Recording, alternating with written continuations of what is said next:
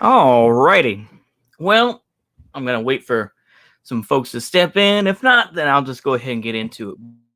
But everybody's talking about this because I think it was this guy Xiang Yu, um, who does rap. He's an ML, but he primarily does rapping. He's like a rapper in Mandarin, and I think he lives out in Virginia. Nothing against that, but he showed a clip of Vaush talking down to Hakeem. As we know, Hakeem is an Iraqi ML who is going to medical school, I believe, and basically just badmouths the guy.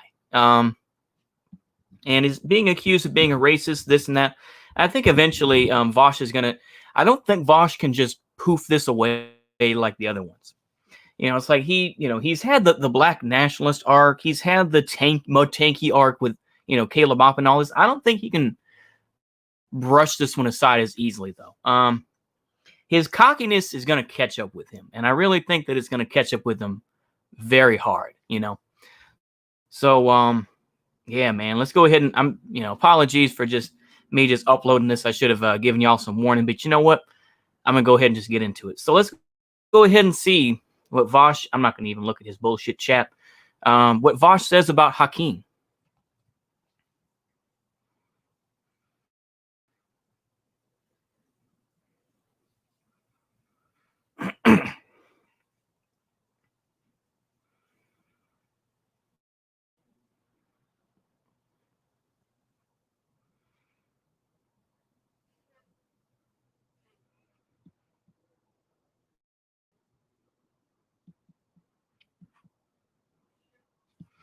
I don't give a fuck about this shit. I'm just going to double check here. Okay. Yeah, that's okay. All right. Go ahead.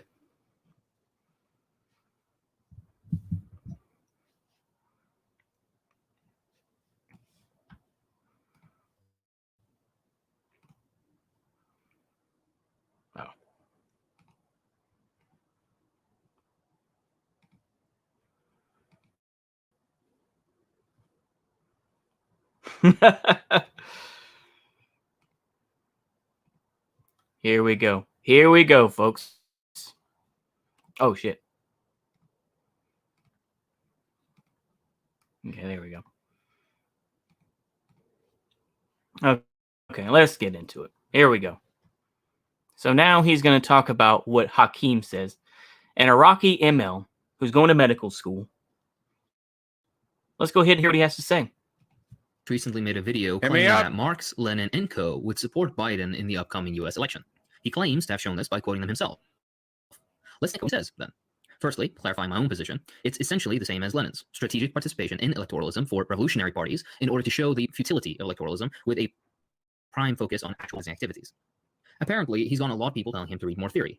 Why is theory important? Well, in a quick sentence, a lot of the analysis has already been done. That doesn't mean you can't disagree or add on to it, but essentially you'll get more fruitful discussion when everyone is informed on positions that have already been cleared up a century ago, rather than blindly wading through all of it yourself. A radical not reading the Makes sense.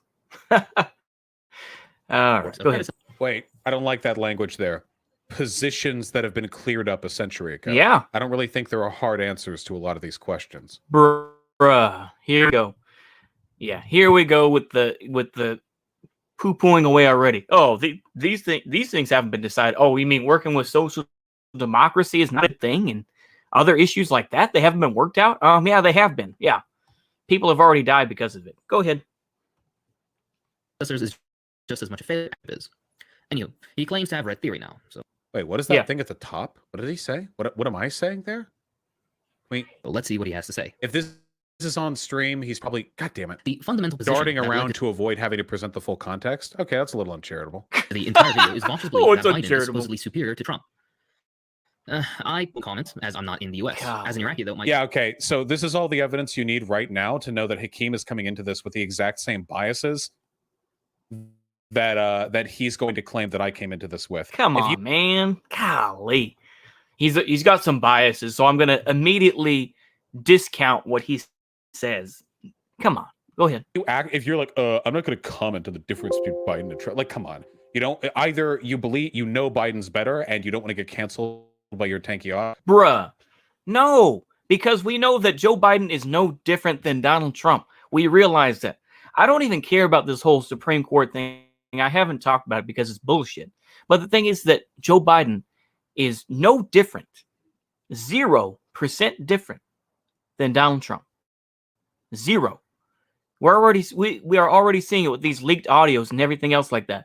You notice that Vaush hasn't talked about that yet. He, barely talks about about his cabinet choices and about the neocons and the folks that work for Raytheon and all these, Wall Street goobers.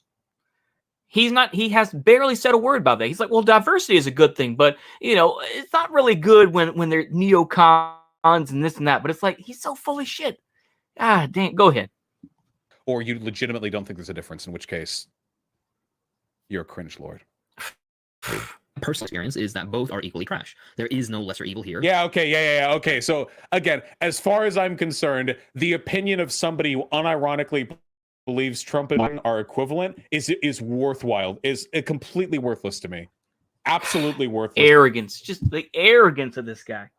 The arrogance of this guy. I mean, just go ahead. To me, at this, you've completely disqualified yourself from being able to have an opinion on this. Oh my goodness. But if you believe that, if you actually believe that Trump and Biden are equivalent, then yeah, my arguments wouldn't make any sense, because the arguments that I'm interpreting are ones that mostly where Lenin was making the argument that it was important to support Cringe Hakeem, look at that. Cringe Hakeem, the Marx Project. Oh my gosh.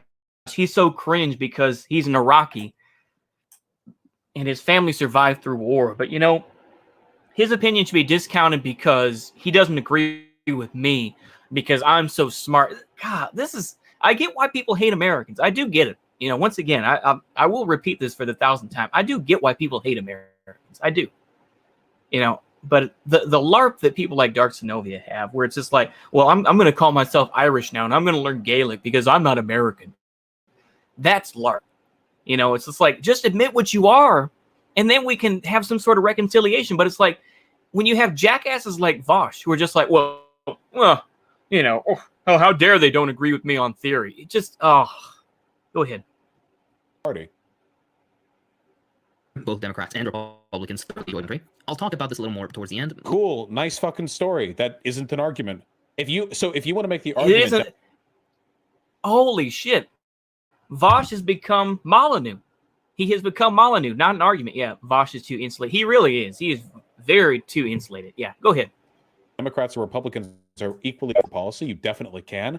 But if that isn't like, that's one fragment. That's like one segment of the argument. By the way, that's such an easy like anecdote, or such an easy like wow. This is, I think I agree with Anum Kazan when he talks about debate bros. He's got debate brain where he's just like, oh, it's anecdotal to talk about the fact that people bomb your country and that your family died. Like, screw them though. That's not part of the argument. We have to, be good faith and everything else. Look, to say he's trying to cut out an emotion all the way and trying to be like, oh, we're going to do this in a rational way. No, you can't do shit like that. Come on, man. Even I have to say, no, you can't do that. It's unrealistic. Go ahead. Throwaway line lefties use to avoid discussing the actual nuance of like political differences here. Even if you believe Democrats are killing 1 million Iraqis is nuance. Death Highway is a nuance. The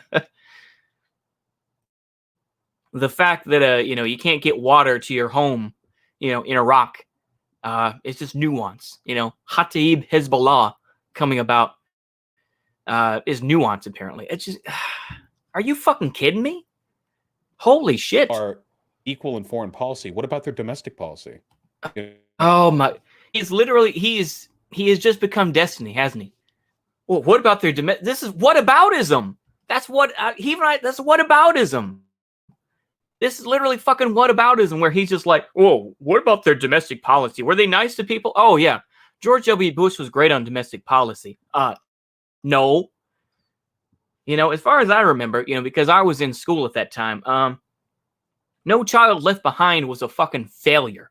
So when you want to talk about fucking domestic policy, this is it's just subterfuge, isn't it? It's just smoke and mirrors, basically, more to the point. It's smoke and mirrors where he just doesn't want to admit that America has done bad. Or the United States, excuse me. Yeah, the America. I know. I'm sorry. I still fall into that trap. Apologies. Go ahead. You know, you can make arguments that Republicans are quite a bit worse at foreign policy, too. And I would defend those arguments, too, because I think they are quite a bit worse. Yeah. Oh, yeah. Reminder that the president who invaded Iraq and Afghanistan was George W. Bush, a Republican. But of course, he didn't want to specify that for some reason. I don't know why. But yeah, go ahead. Let's get to the meat of it. I haven't even watched this. I'm watching this cold, same as y'all. I haven't watched this bit. The passages in dispute dealt with the British Communist parties and declared that they should affiliate with the British Labour Party and make use of parliamentary action. Lenin evidently does not regard either of these questions as... How is that easy? He literally lives in Iraq and deals with this. Mm-hmm. Okay. Oh, here we go. This is the clip right here. Hold on. Let's listen to this. Easy throwaway line. Did you think I meant it's easy to be drone striked? Is that how you interpreted that? When I said that's an easy throwaway line, you read that as me saying it's easy to be invaded by the United States, rather than me saying it's a dismissive, thought-terminating cliche lefties use to avoid engaging with the real differences between the two parties. You thought I meant it's easy to be attacked by the strongest country on the planet. Ugh. He falls into the trap, doesn't he? Yeah. I CBA to watch more Vaush. Yeah. Yeah.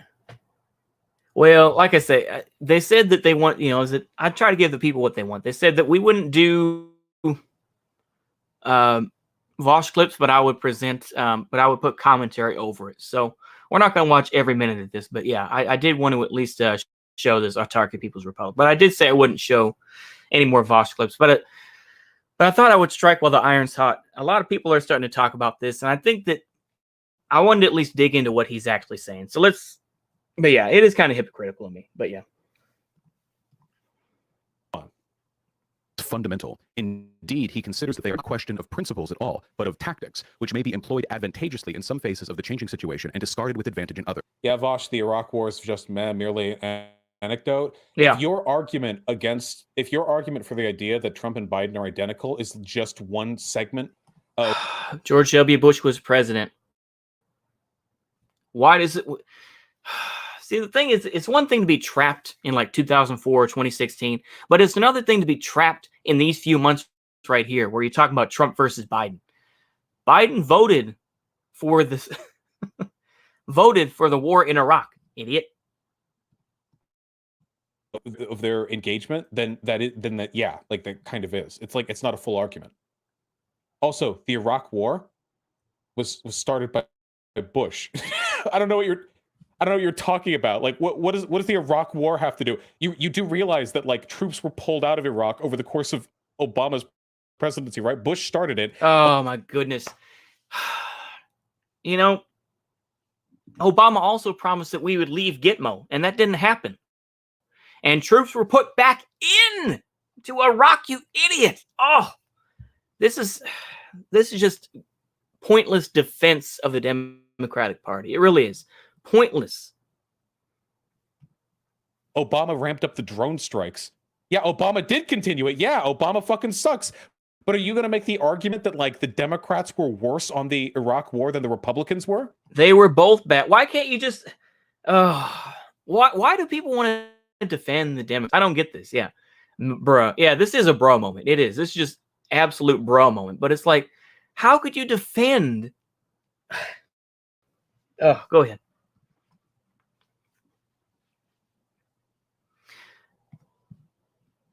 I love when the fact that when he has to spend more time arguing with his chat, you already know that he's bad faith and that people are starting to turn on him. Like I say, this is going to be like the arc with people like, I don't know, freaking Crout T, where Crout T decided to dig into the alt-right and everything like that, and he got blown the fuck out. Now, of course, like I say, a lot of those alt-right folks are gone now anyway, so who cares? And now he's come back and he's just doing straight, history videos, with the history balls. Vaush is probably going to find, himself in some deep shit too. Once Biden, you can only defend Biden for so long. Once Biden comes in, there's only so much that you can push away, that you can poo-poo away and brush off before you realize, oh, Biden isn't that good, Wait, do you guys actually think that? Yes. Wait, yes. You actually believe the Democrats are more responsible for the Iraq war? No, you can believe that they're both bad, idiot. Yeah, this is cringe. It is. Oh, yeah, absolute cringe. Wait. Oh, God. No, wait. I saw some people in chat who seem to think that. Okay, all right. Block. Okay. He's going to block. He can't take the criticism. Look at that. This is what happens when you create an audience like this. This is the same thing when he, comments on woke scolds and everything else, and he spends like at least 10 or 15 minutes responding to his chat. It's just, I remember this one. You know what got me banned from his Vaush GG chat? I'll just tell you this. I remember I typed in that ACAB actually comes from white supremacists, which is true. You can look at the ADL, and you could take the ADL with a grain of salt, obviously, but the ADL said, yeah, ACAB was created by white supremacists. That's what they banned me for, because I kept saying, yeah, ACAB is actually a product of white supremacists. Oh, but fuck off. Just because, you don't like the ATL, you anti-Semitic? I was just trolling them a bit. And they blocked me because of that. But still, it goes to show just what exists. Oh, go ahead. Obama started war in Libya and Syria. Yeah, Yep. Funny, because Trump said that he supported the war in Syria, and he's massively ramped up support for the war in Libya. So I don't know. Listen, guys, we can criticize the Democrats. Oh, my. Look at this guy. Look at this guy try to do this. He's still trapped in Trump said this or Obama said that. Maybe it's the whole American system that's rotten. Maybe that's the problem. Maybe that's the fucking problem. But you don't want to mention that. You're still hoping. This is the problem with people like him. This is the whole idea where people think that he's a Fed, because he wants to be like, oh, well, the Democrats can still get us gains. This is pretty much, this is suck dem brain. This is suck dem brain, where it's just like, well, if we make deals with the Democrats, then we'll get some gains. It's like, if we work with them, we'll get all these, we'll get some of those things, and then we'll overthrow them. It has never worked out that way. This is the collaborationist mindset. This is the same thing with Pierre Laval in France. This is the same mindset that people like Vidkun Quisling had. These are folks that say, well, if we work with the Germans, then, less people will be killed. It has never worked that way. This is a collaborationist mindset. You're just trying to make it seem a little bit better. Even just go ahead. Without pretending they're the same as Republicans. Why do we have to reduce it to such a simplistic duality?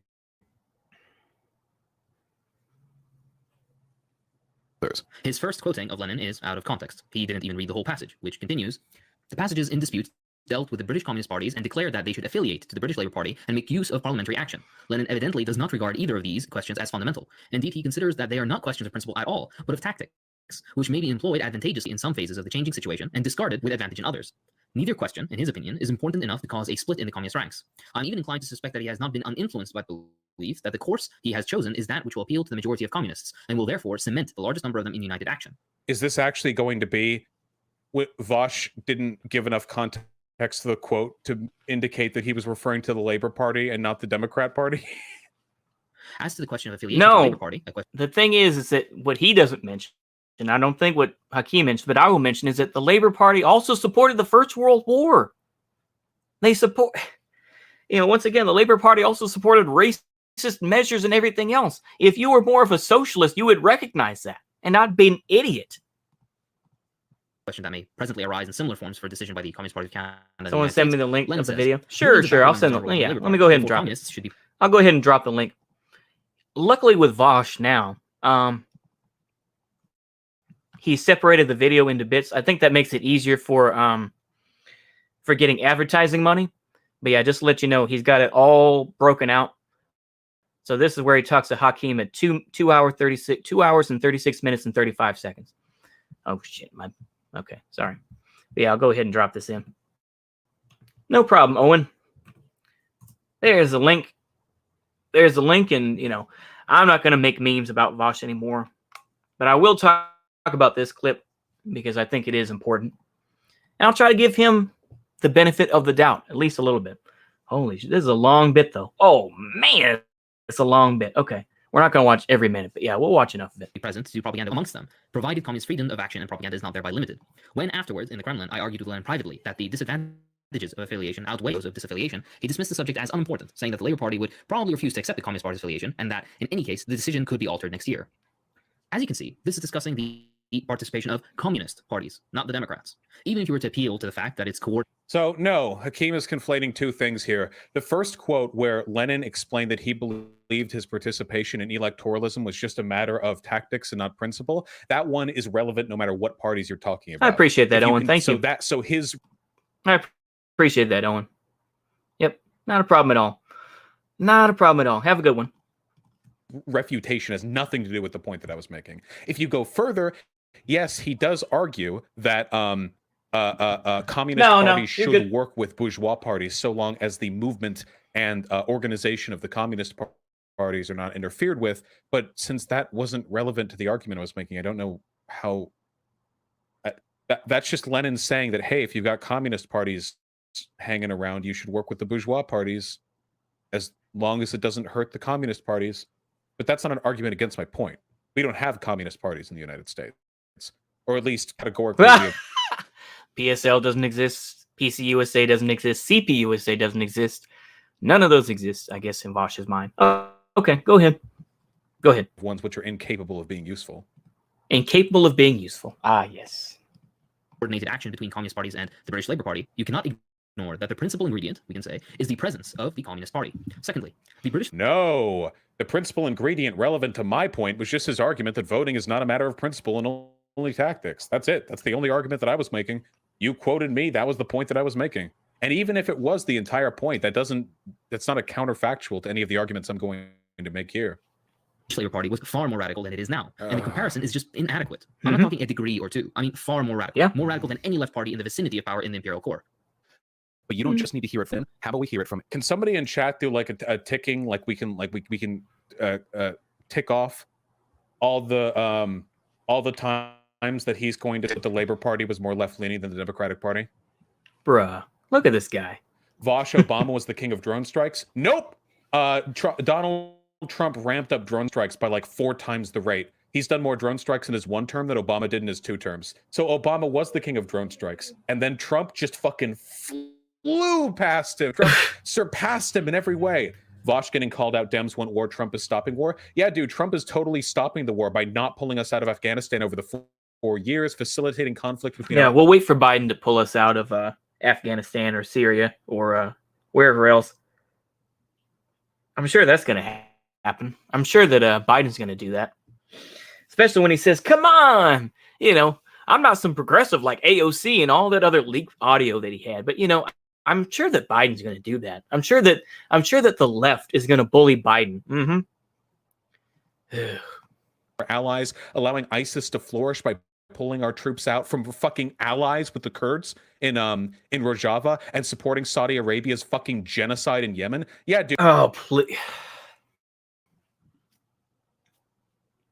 Let me say this, is that with Rojava, they were always supported by the United States, but we screwed them over and they continued to follow us. But Rojava also got support from Israel as well, because obviously, enemy of my enemy is my friend. I don't really get this whole type of thing where it's just like, oh, we joined. It's like we were already in Saudi Arabia and we were already helping the Saudis before we did that. We basically had the Kurds following we've been following them by the nose, saying, yeah, we're going to help you out, and they continue to fall for it. That's their L. I'm just going to say that's their L for for following, the United States and believing their bullshit. But But he cannot be more wrong about Chapo Trap. Post-centrist. I love that. Go ahead. Dude, Trump is super. Oh, remember when he fucking postured war with Iran by fucking missile striking Soleimani in an Iraqi airport, therefore jeopardizing our allyship with Iraq? Talk about your straw man, huh? Once again, he has said this before. This idea that he's going to try to appeal to liberals more, so that he can bring liberals over to the left more. So he's gonna be praising Obama, this and that, and he's talked about that. He will try to appeal to the majority report audience and all that sort of thing to bring them over to the left more. And the thing is, this is a perfect example of this, where he's going to be like, "Oh, well, Trump is still bad," but it's like. If you want to see it that way, the progression that Obama was the king of drone strikes, but Trump overtook that. Well, then Biden is going to overtake both of them. That's how it works, isn't it? Now, of course, like I say, there are libs out there who will say, "Oh, well, drones are more accurate nowadays, and they don't kill that many random people." But I'm sure that he's probably going to use that argument pretty soon. It's just pitiful defense of things. This is him trying to appeal to libs, and it's not going to work. He's just going to alienate his base audience, and then he's going to alienate the libs too. It's just he's going to lose out. But that's my view. Go ahead. And posturing war with Iran. Remember when he pulled out of the nuclear accords that Obama set up, which were historic legislation, which established detente between us and one of the most formidable enemies in that region? Oh no. I'll go ahead and take a pause right quick. Yeah, basically we're talking about this Vaush clip where he's talking about Hakeem's video, and it basically says, "Oh well, it's an anecdote to talk about my country being bombed, this and that, or talking about Iraq being bombed." Oh my goodness, it's awful. Oh man, let me go ahead and drop the link one more time. So this is the link to the Vaush video, where he's talking about Hakeem. I know this has come up. I think, like I was saying at the beginning, this guy Shang Yu, who raps in Mandarin. Uploaded the clip where Vaush, just basically does say some very racist and very ignorant things, to say the least, about Hakeem. But yeah, go ahead. No, I forgot. All that only happened in my imagination. Dude, Trump is a warmongering piece of shit. The only reason he hasn't thought of starting a war to boost his poll numbers is because this is bullshit partisan politics, where it's just like, "Oh well, Obama, oh well, Trump's a warmongering piece of shit." Do you think that Biden isn't going to be? Do you really think Biden isn't going to be? I mean, come on, dude. Go ahead. American people are tired of it. If we were living in a time where there wasn't an Iraq and Afghanistanian war already taking place, if we were living in a time where there wasn't already a war-weary population, then he would have absolutely started a fucking war. Goddamn well, he would have sent troops on the ground into fucking, I don't know where. Maybe he would go over there so we could make some more war widows out of Yemen. He would have found something to do. He's not anti-war. Remember when Biden isn't either. Kept voting to increase the military budget? I remember. Remember when AOC did that too? Yeah, Vuvuzela maybe. This is just fantasy. This is like fantasy football. It's like fantasy politics, where it's like you wish that Trump was more of a warmonger, and you wish that he had sent more troops in, or had started a new war. It's just ridiculous, isn't it?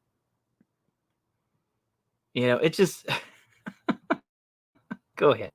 Absenteeism from elections is impossible. We seek the abolition of classes. What is the means of achieving it? The political domination of the proletariat. Revolution is the supreme act of politics. Who once also want the means, political action, which prepares for it, which gives the workers the education for revolution, and without which the workers will always be duped.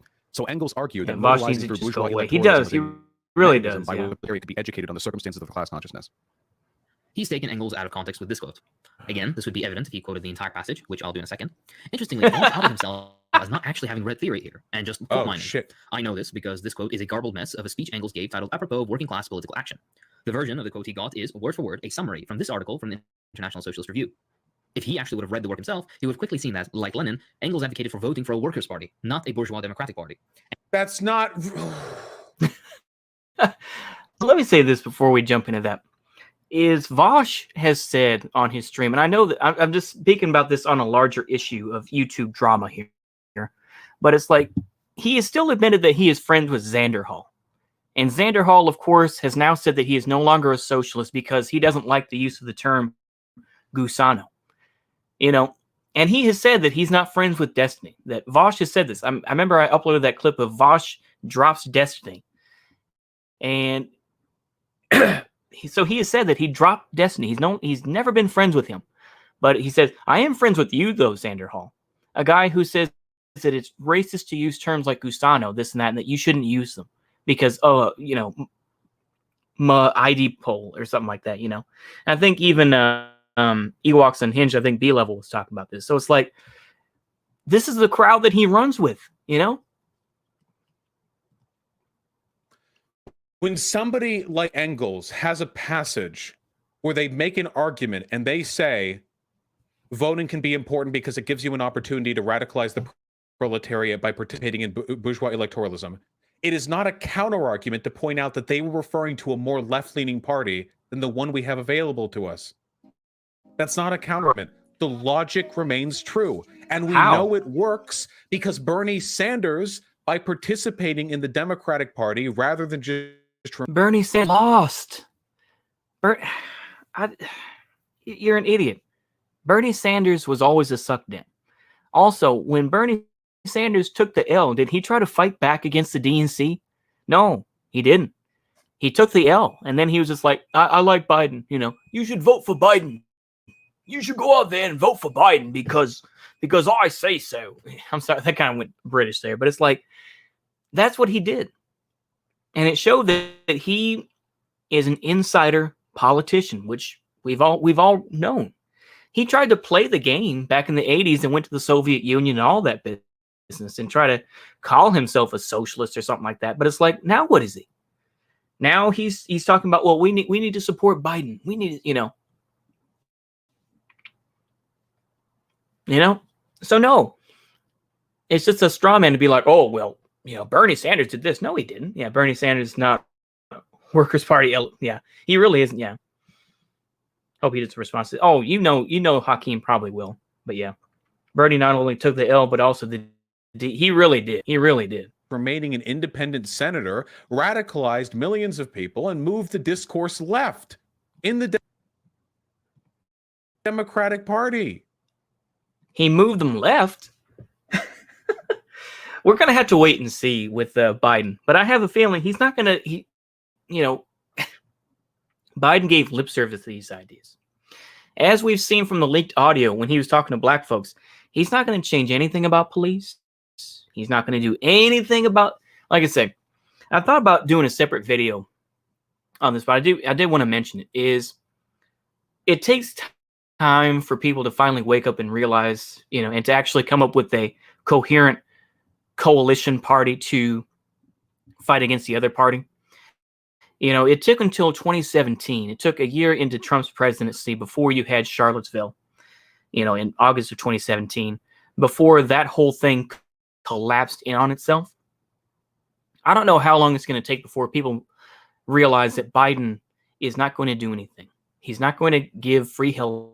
He's not going to have health care.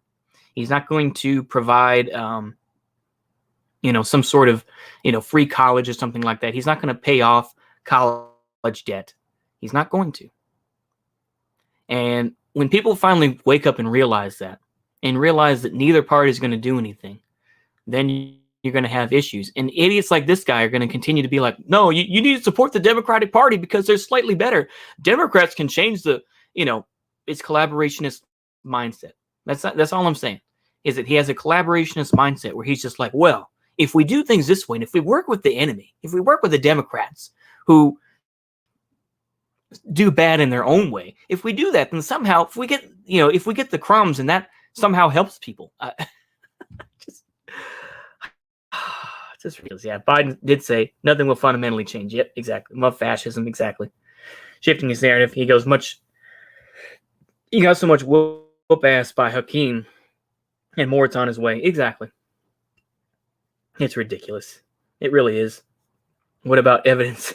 You need more. Exactly. What more evidence do you need? Exactly. Yeah. Why do these people try to use theory like a gotcha? This is the second time. We're going to get like 5 times over the course, 10 times over the course of this video, where he's going to be like, if you took a look at the full context, you'll notice that he was actually referring to a more left-leaning party than the Democratic Party. It's about the logic you use. Engels The says, logic. however, our politics must be working class politics. The Workers' Party must never be the tail of any bourgeois party. It must be independent and have its goal and its own policy. Engels also says that in a supremely See, the thing moment is that, once again, I hate to cut it here, but this is a guy who, if you were talking to somebody, and it's like, oh, you know, I only read the excerpt, or the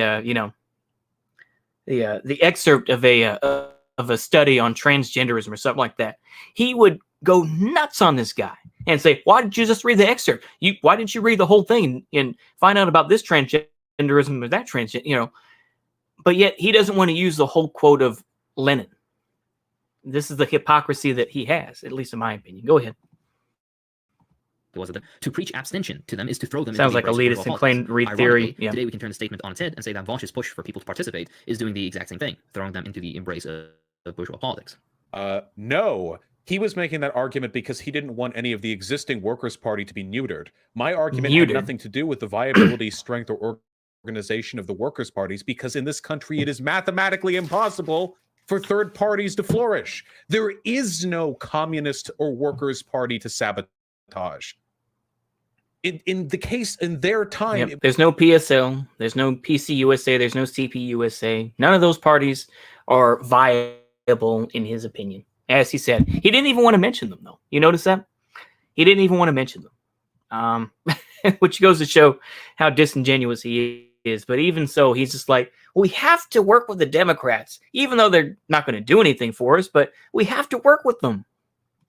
It makes sense, because back then, the way the political system operated and the level of radicalization of the population, it was possible to have a communist party that could have been jeopardized by voting blue no matter who. Or I guess with the Labor Party, be voting red no matter who. But that's not the case today. The logic remains consistent. I mean, there's sort of the Socialist Party, Vaush. Yeah, let's take a look. America, Socialist. Let's take a look at this. How many members do we have currently? Do we have a number on that? Wiki. Yeah. Let's go ahead and skip ahead a little bit here, because he's just okay. Go ahead. This is a Trump line. Trump has convinced a lot of you that he's okay. Let's go back here. Can be used to peace. Okay, there we go. What mechanism do you think he's referring to? What? By the way, I explained why I invoked that quote, and it was just because I wanted to point out that anti-electoralism is not a position supported by the theorists I was bringing up there. Like, listen to the quote, man. Force to which we must one day appeal in order to erect the... And we do not deny that it was possible to achieve socialism peacefully, democracy, and through voting. A quote from him in his La Liberté speech. You know that the institutions, mores, and traditions of various countries... Then why would you use Engels as a source for American situations if there's no Workers' Party? Exactly, yeah. And if I were more familiar with your institutions, I would perhaps also add Holland, where the workers can attain... Talk down to blacks complaining about his support for Biden while debating with blacks. Institutions that allow the workers to attain their goals by peaceful means. That's true. That is true, yeah. What's going on, Papi Chulo? I guess maybe that's not voting. Maybe the institution he's referring to is the post office. You could, like, mail out pamphlets easier, and that's how we do it? What are you talking about? Of the material conditions. Why not? Historically, though, we have seen that peaceful transition of power is not much more than a pipe dream. Yep, that's true. Damn, whoa. Watch out, you're criticizing Marx there, bro. Let's say that Marx wasn't talking about voting here, asking rhetorically, in what way could the working class gain power aside from democracy? This just shows Vaush's lack of creativity, if anything. Dual power, maybe, with participation of the military, like in the Bolshevik Revolution. Wait. He just said peacefully. Dual power with participation of the military? He just said peacefully. What? This guy's like so anti-voting, he has to like warp his brain to imagine different interpretations. Like when Marx said... Well, the thing is that, I mean, hold on there. The thing is that Lenin also said we must smash the military and police into atoms. But yeah, I mean, go ahead. That the institutions and democracies could allow for the peaceful achievement of socialism. He actually meant that the dual power in the military, the peaceful military coup that you could incur. What are you talking about? I feel like you're not taking these points in good faith. First of all, No. I think. Oh wait, you're probably referring to him, not me. I feel like I'm responding to his criticisms pretty levelly here. I mean, I'm making fun of them because I can predict these, but A peaceful takeover can occur when the repressive arms of the state refuse to be so any longer. No. A military coup can't be peaceful. There was actually a peaceful socialist military coup in Portugal. Uh-oh. He's not going to talk about that one. Yes, after the death of Salazar, yes.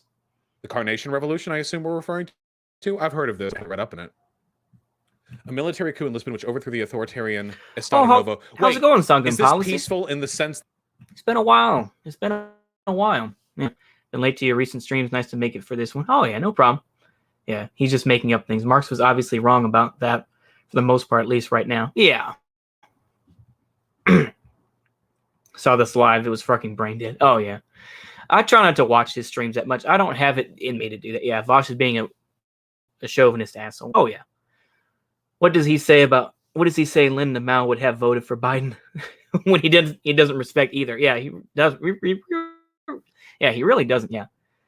I've been doing good. Thanks for asking. Oh, no problem. Let's go ahead and get into this Feihua. that the military reprisal was so overwhelming that there was no chance of there even being blood?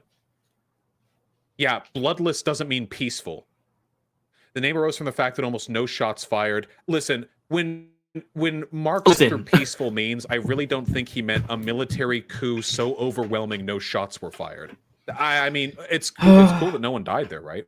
Or almost, I imagine.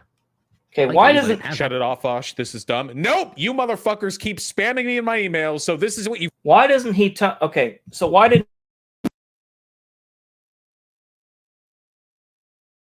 My phone got fucked up. Okay, anyway, what I was going to say is that why doesn't he mention the... why doesn't he mention the Paris Commune? He doesn't mention that at all, does he? Oh, it's just ridiculous. Go ahead. You fucking get. This is what you fucking deserve. That's a Joker reference. I'm not actually that honest.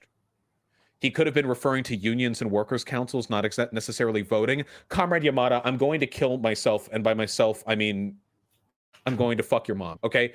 No. When Marx says, what are you even doing? There are institutions and democracies that allow for peaceful achievement of socialism. Unions don't do that. Workers' councils don't do that. The government is run by the government. Oh, shit. You need control of the government. The way you get control of the government is by voting in democracies. Unless you... We get it by voting. We get socialism by voting. Oh, I love it. Want to use violent means.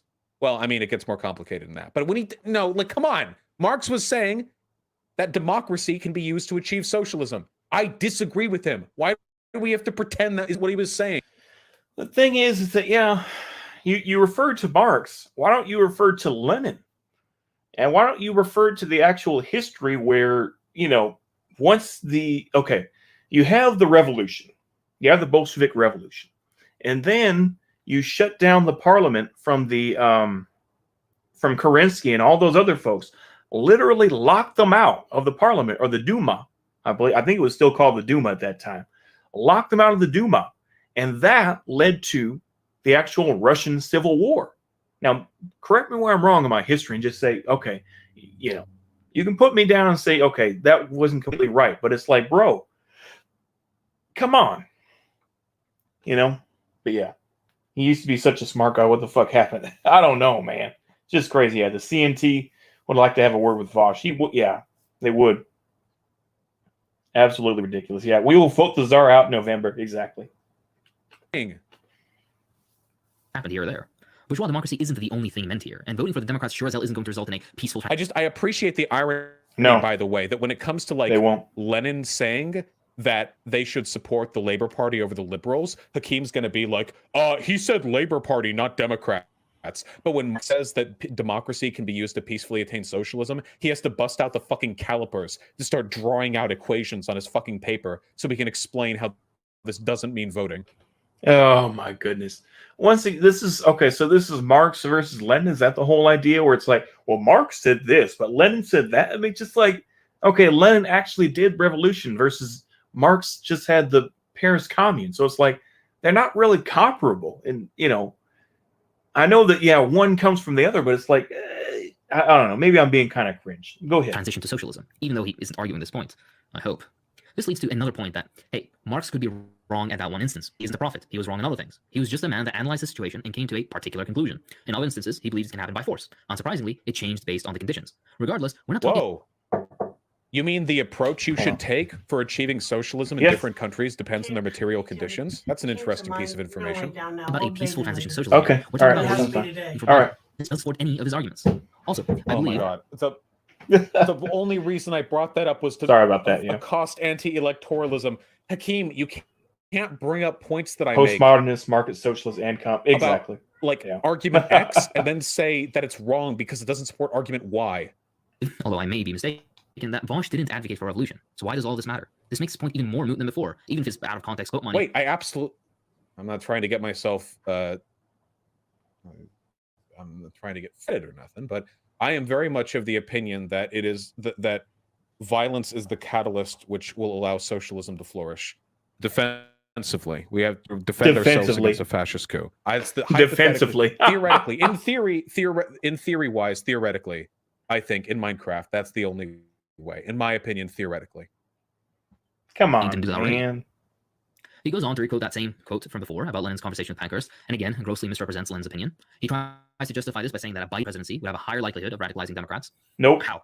Honestly, how? Yeah. He claims that people currently view the failings of capitalism as the failings of Trump, rather than capitalism itself. Somehow, Biden, as president, will change that and cast light. Are you fucking stupid? Have you not seen how Democrats are treating the failures in this country? Are you a fucking moron? What have they done? What have they done, Vaush? Go ahead. I'll let him go ahead. Oh shit, they're blaming Trump instead of capitalism. Have you seen the discourse? Do you see? But this guy doesn't live in America, so he doesn't give a fuck about any of these issues and doesn't know anything. Oh, you jackass. Okay. What have they done? What have the Democrats done? What has AOC done? Has AOC come out and said, yeah, we need to, Medicare for all, this and that? No. What is she doing? She's on Twitch getting hundreds of thousands of dollars to use for her campaign. That's what she's doing. She's an e-girl in every sense of the word. Now, she has finally completed the e-girl, transformation. She has now become the e-girl politician, where it's just like, I'm going to play. I mean, now that it's just that I can't even think of whatever that game is because I don't care about it. The Us game or whatever it is, the one with the, you try to figure out who killed who, kind of sus, whatever. It's like, that's just the first one. That you think that she's not going to find out which other game is popular and continue to use this as a way to make money? Politicians are going to co-opt this now. But that's like I say, what have they done? What have they done, Vaush? He's so obnoxious. He really is, yeah. As they rejected the Paris Commune, yeah. Rice tube rejects bread tube, exactly.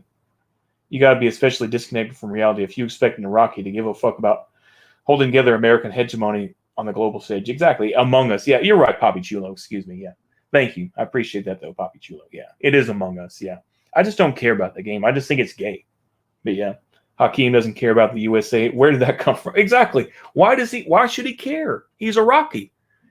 He's worried about trying to unite his own country. Think about internal fucking domestic American political affairs. He's just rambling about it from a foreign perspective, and he has no goddamn... I get frustrated. It's mostly the Canadians that do this. The Canadians. The fucking...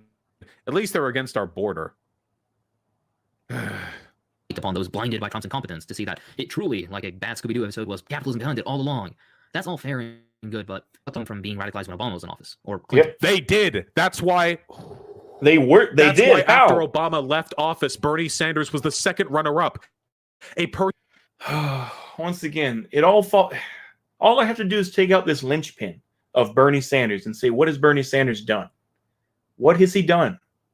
He talked a big game. That's all he did. He knew how to say the right things. It's kind of like what people like Tucker Carlson do. They know how to speak.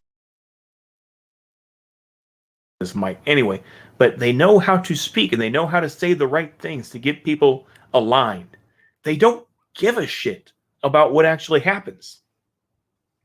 It's literally just lip service. That's all it is. It's lip service. Person literally describing himself as a socialist, and many of the people who supported him were radicalized by their disappointment with the Obama administration. Or any other Democrat. Yep. It's so badly substantiated, True. it barely requires to be mentioned, but it's done nonetheless. Again, it doesn't matter to me. My personal experience as someone on the receiving end of American imperialism has been... Wait, earlier in the video, text appeared on screen that claimed you were only supportive of electoralism and opposed non-electoral efforts. Then that's just a flat lie. And anybody who's watched me knows that I support direct action. You would have to lie to think otherwise. in that both are equally bad, and there are no lesser Oh, evils. when it comes please. What sort of direct action you talking about, Bacon? That's on what sort of direct action have you supported? I mean, the thing is, like I say, a lot of lefties were just go on and on about India, like, oh, solidarity with India. But it's like, you're not Indian, bro. So it's like, that's why I didn't talk about it, because ultimately that's their business. But still, I mean, I don't know why the fuck I'm sorry. Go ahead. I'm just spurred. to Go ahead. Wait. substantiated, barely requires to be mentioned. It's done nonetheless. Again, it doesn't matter to me. My personal experience as someone on the receiving end of American imperialism has been that both are equally bad, and there are no lesser evils. Drone strikes have Yep. gone up since Trump. They're not equally bad. Even for Then they'll go up under Biden too. You think that it matters what party it is? It doesn't matter. You have Democrats fighting right now to keep us in Afghanistan. Donald Trump is at least, and like I say, once again, you can hate Donald Trump all you want to and say he's an evil fascist and everything else, orange man bad, but it's like he kicked people out and is trying to make efforts, at least lip service wise, to get people out of Iraq. You have Democrats fighting that right now. But jackasses like you don't talk about that. Even veterans are fighting this and saying, well, we need to stay in Afghanistan because somehow more people will die unless we stay. I don't get that. It's just stupid fucking argument. But it's like, that's what Democrats are doing, idiot. from the perspective of Iraq, things are not equal. Iraq was invaded by Bush. Literally, Bush did it. It wasn't the American military. It was Bush that did it. This is just, like I said, this is just petty, and one more petty at the end. Petty partisan politics. This is all it is. Petty partisan politics. Well, the Democrats did this. Well, the Republicans did that. Guess what? Neither party doesn't give a fuck about either one of us. They don't care. They want to keep their donors happy. You know, it's like the Republicans want to keep their donors happy. The Democrats want to keep their donors happy. And at least give lip service. That's the only thing.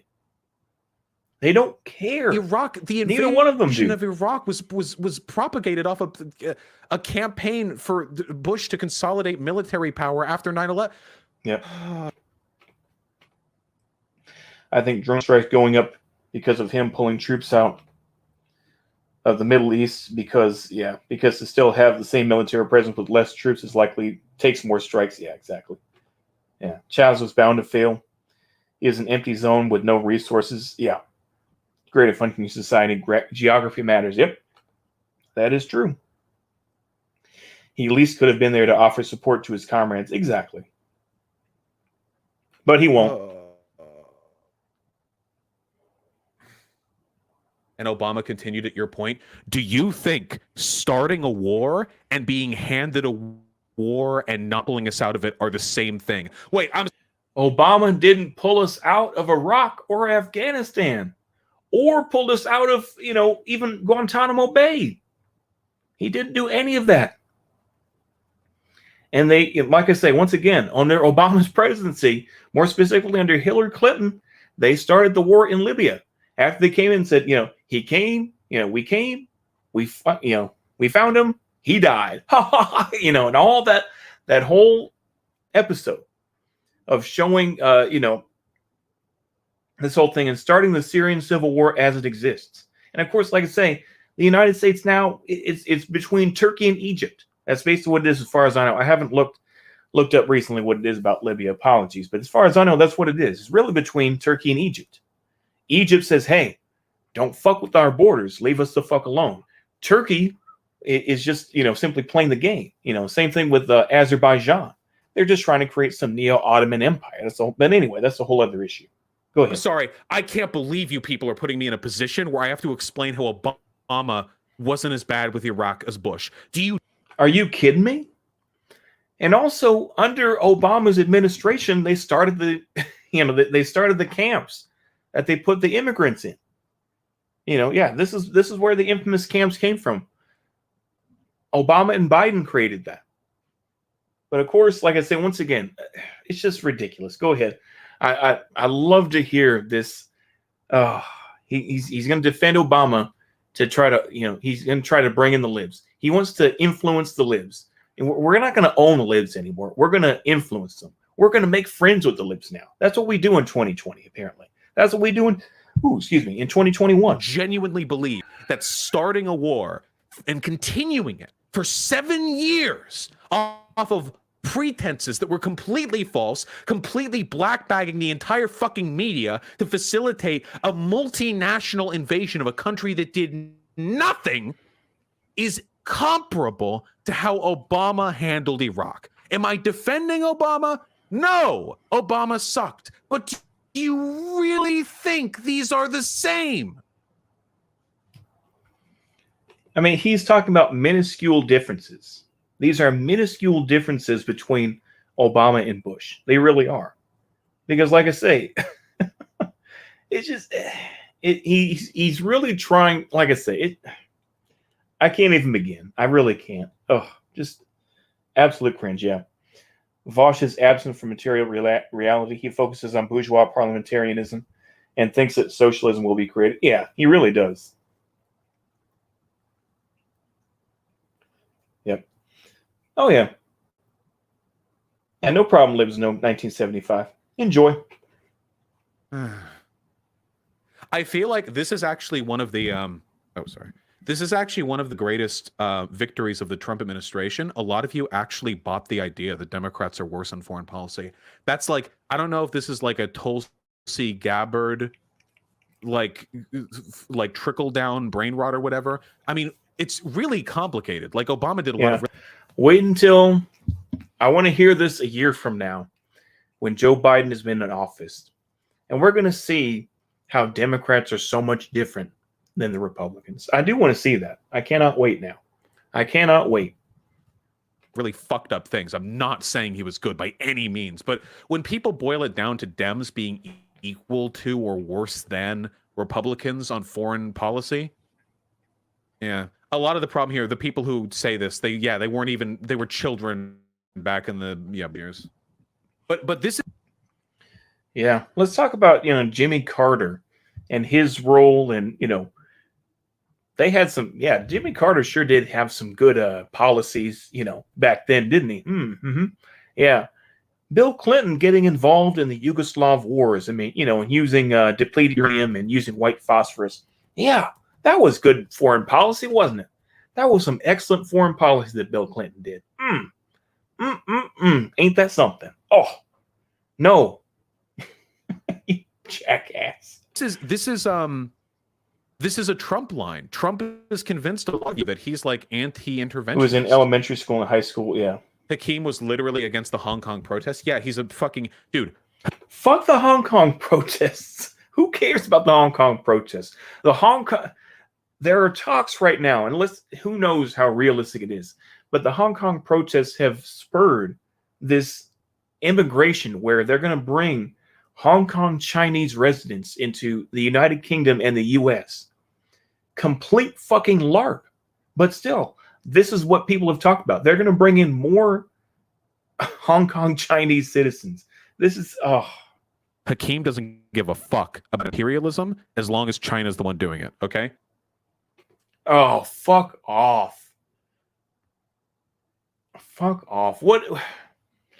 We've got a video. I'm actually going to show a video about China, and we're going to talk a little bit more about that because this is going to end in about 18 minutes, I think, or something like that. But yeah, let's go ahead and get into this. God damn. I wonder if a couple years down the line, if Hakeem would be welcoming rolling the tanks, exactly. Drones, they fly over. Yeah, Hakeem's not that motherfucker was against the Hong Kong protests. Oh my gosh! So he's bad because he was against the Hong Kong protests, and you had people like what was his name, Taylor Wong. Well, not Taylor Wong. What was his? who was got support from the United States, is shaking hands with U.S. Politicians and everything like that. But yeah, he's Hong Kong protests are good. No, not really. They actually killed an innocent man who was sweeping the street. They set people on fire and everything else. No, give me a fucking break.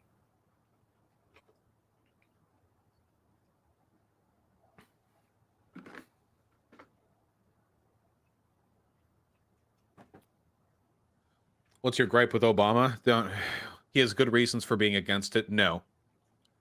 Yeah, he does, actually. He does have good reasons because his country is utterly destroyed.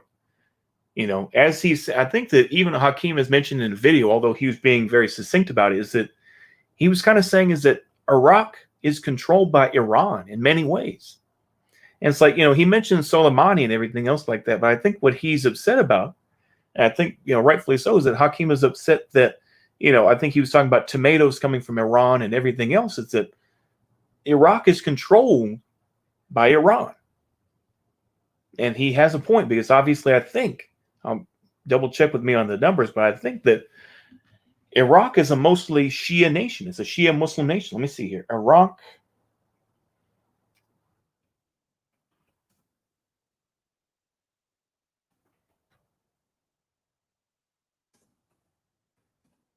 Oops, sorry. Muslim population. Okay, yeah. 60 to 65% Shia. There we go. I just wanted to make sure here. Yeah. So Shia Muslim country. And like I say, I'm not going to get into the Sunni Shia wars, but still. So why would Iran, a Shia majority country, a Shia majority country is aligning with Iraq, which is also a Shia majority country. I don't know why I keep saying minority. Sorry. Shia majority country. So it's like, that's what he was saying. China are not invading countries. Exactly. They're not.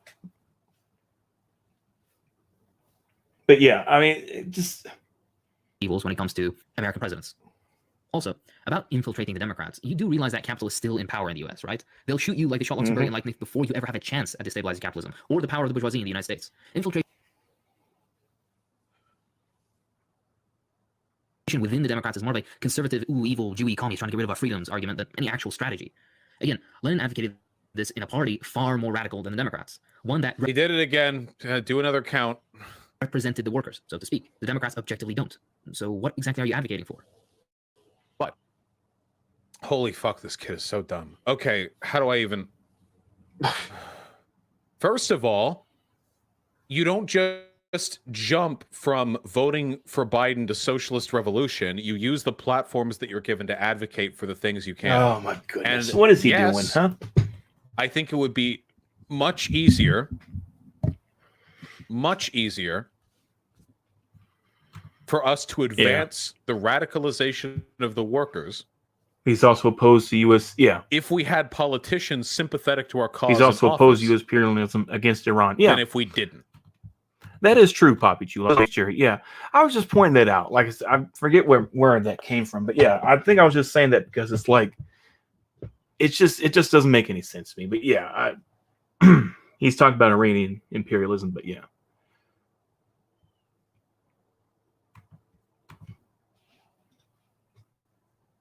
Lenin, listen to this. If the Hendersons and the Snowdens, leaders of the Labour Party, reject a bloc with the communists, the latter will immediately gain by winning the sympathy of the masses and discrediting the Hendersons and the Snowdens. If, as a result, we do lose a few parliamentary seats, is a matter of no significance to us. So by working with the Labour Party, if we are rejected for being too radical, we will earn the sympathy of the masses by showing that the bourgeois interested Labour Party is not interested in accepting the perspectives of genuine far-left radicals. We would put up our candidates in a very few but absolutely safe constituencies, namely constituencies. The Black Panthers gave American leftists and party whose neglect by the liberal bourgeois establishment would elicit sympathy. IMF sucks. This doesn't exist. Chomsky stated Obama handled Iraq and our Middle Eastern wars worse than Bush. Vaush, sorry, I'm late. I was muted. Oh, that's interesting hearing that take. That's totally possible. But I'd need to hear the nuance of that because the vast majority of the death and terror in Iraq took place under Bush, and Bush also did start ramping up. It's still like a petty partisan politics. Petty. Well, that happened under Bush. It happened under American system. it shouldn't matter that much that it's a presidency. Well, it's all the Republicans' fault. That's just petty stuff, isn't it? Well, that's the Republicans' fault. Who cares about that? You know, it shouldn't matter. Maybe it has to do with foreign policy, period.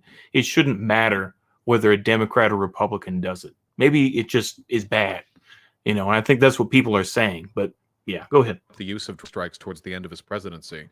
So I don't know. Does he mean like the yeah, apparently the precedents that were established, or I don't know. In the U.S. The correct policy would be to establish working class groups and to radicalize within your own communities right now, not be in bed with the Democrats. The Black Panthers gave American leftists the best for radicalization in the U.S. If you believe the establishment would never let that happen again, how do you delude yourself into thinking infiltrating the Democrats will be allowed instead? Because you're not infiltrating them with berets and fucking carbine rifles up against your chest. You're infiltrating them to start getting worker advocacy talking points spread into common discourse. You don't need to go full fucking mask off. There's not like a binary switch between lumpen proletariat and revolutionary warrior in full. The thing is, though, Vaush, is that doesn't work. Like I say, AOC, as you have said, I mean, you have said that she is not on your side, but it's like she's not going to do anything for you. She's not going to do anything for the people. You already see. I mean, I keep bringing this up as AOC, but you could bring up, you know, Rashida Tlaib or with Ilhan Omar as well. Is that these are folks who still support the American system, and they are being molded by the Democratic Party. They are being molded by the Democratic Party to say, hey, we appreciate all that progressivism you're talking about, but hey, guess what? If you want some more of this money, you're going to have to say this line, okay? So that's not infiltrating. It's supposed progressives getting absorbed by the system. That's not infiltration. That's being absorbed. Fucking camo, okay? There are median switches, and you have to pull the general population over to your position. Points, yeah. My guy, I know it fucking sucks, but like 0.25% of the United States of America is socialist, like really socialist, okay? We're not winning anytime soon with these numbers, but a lot of them are fascists. You know why? Because fascists get to stay in government and socialists don't, because they've been able. Fascists get to stay in government. I mean, fascists like Biden, who supported the Ku Klux Klan and, you know, who said the N-word and all that business. But yeah, I guess that's what you mean by fascist. I mean, you know, golly. Go ahead. This is such cope. To use the soapbox of electoralism to get their word out infinitely more effective than we have. They get to work with business interests to promote their interests through media. They get to. Hold on. So the DSA doesn't work with businesses either? I mean, come on. Like I say, even the Nation of Islam has business interests. So to say that you don't have any business interests or whatever, that you don't have some sort of way of getting money is bullshit. Like I say, go ahead. This such a bullshit argument. You're trying to cry poor when in actuality that's not true at all. Censor critics and academics they don't like. They have infinitely more power than we do. LBJ, so Cardi, symbols of progressivism, spearheading nice, revolution. Exactly. Preferable even if social democrats and covert. Yep. Anti-glasses gang. Yeah. Papi Chulo's right. Phosphorus glasses. What more can I say? Exactly. Vaush's daily dose of DNC propaganda. It really is absolute propaganda. Go ahead. Socialists get to use the same power to some extent within the limited range of motion they're given within the Democratic Party. After all, the German lefts cannot but know the entire history of Bolshevism, both before and after the October Revolution. Get this. Hold on. What did he say? Oh, Chomsky. Because we've seen what you've had to say on the subject, how you regard Bush and Blair's record in the Middle East. Do you think Obama's no better? In many ways, it's worse. Why? I've been writing about it. I started writing about it before the election. Why is he worse? No, should we go through the details? Please. In the case of Afghanistan, he's sharply escalated the war. This is threatening a breakup of Pakistan, which could be a catastrophe for the West. In fact, there's quite an important article, just not by. Okay, important context. This is from 2011, which means that it wasn't even at the end of Obama's first term. Still, what? What? Important context. Obama's. because his first term wasn't up, it's not good. Wow. And once again, I mean, Chomsky brain. I mean, I'm so tired of people using Chomsky. Can we just get rid of Chomsky? Just let the man die in peace. You know, I'm not even going to be rude to the guy, but it's like, please stop using him. Please stop holding him up like he's some truth-telling sage who knows better than all. It's like, no, he's just some old dude. Give it up. Ugh. Golly, it's just absolute cringe. He should try to radicalize Republicans. Weren't they the ones that freed the slaves with a war? Yeah. Yeah. Chomsky's Kimmer pilled. Yeah, exactly. I'll radicalize Republicans. There you go. Boom. That sounds like a good idea. Michael Parenti's still better, though. Yeah. That's true. Non-spelled Jedi. Yeah. Well, yeah, and knows Pakistan very well, whose his conclusion is that British and American soldiers are dying in Afghanistan to make lives for Britain and the United States. Namely because of the impact on a potential breakup of Pakistan, which has both a huge number of nuclear weapons and a radical Islamic development, both of them supported by the West. Both. Yep. And Obama is continuing to carry out actions which are threatening this. I've already talked about. Vaush, I wish you would push your viewers to join leftist orgs and take direct action with the same amount of enthusiasm as you did to get them to vote for Biden. Well, I'd love to, but here's Chomsky's argument. You motherfuckers made this the problem. We didn't do this these past elections. In 2008, there wasn't this giant fucking discourse about whether or not McCain or Obama would have been better. Other lefties are the ones who decided to grift and make fucking careers out of lying audiences. That is a pot calling the kettle black. Grift and creating careers. No, Vaush, you are describing yourself. You are describing yourself right now. Go ahead. Pretending there was no difference between Biden and Trump, okay? That is on them, not me, okay? All like you have made a career out of saying that, oh, well, I'm an anarchist, this and that, but now you have become this sort of, let's become a Democratic insider, bro. We're going to change things from the inside. You are talking about yourself when you're talking about grifters and people that make money. Advocating for what I think would make the world better. When I say something like you should join the SRA or you should join the IWW or the DSA, I don't get any pushback on that. I say it once, people agree, they're going to do it if they're going to do it. But the voting thing, and it's important that Biden win over Trump. All these motherfuckers, they push back so hard. I'm the most hated goddamn leftist. What is he? Okay, we're going to have to see. I can't really, have I don't have a crystal ball in front of me, but I wish I did have her in front of me. No, I'm sorry, I'm simping. But the thing is that if I had a crystal ball in front of me, and to see what Joe Biden is not going to do at all in terms of, getting rid of college debt or getting health care for all, Medicare for all, I should say, or getting us out of Iraq or Afghanistan or Syria or wherever. He's not going to do any of those things. And people like you are going to continue to defend it and say, we have to keep on bullying him, guys. Just another year, we can bully him. And it's not going to work.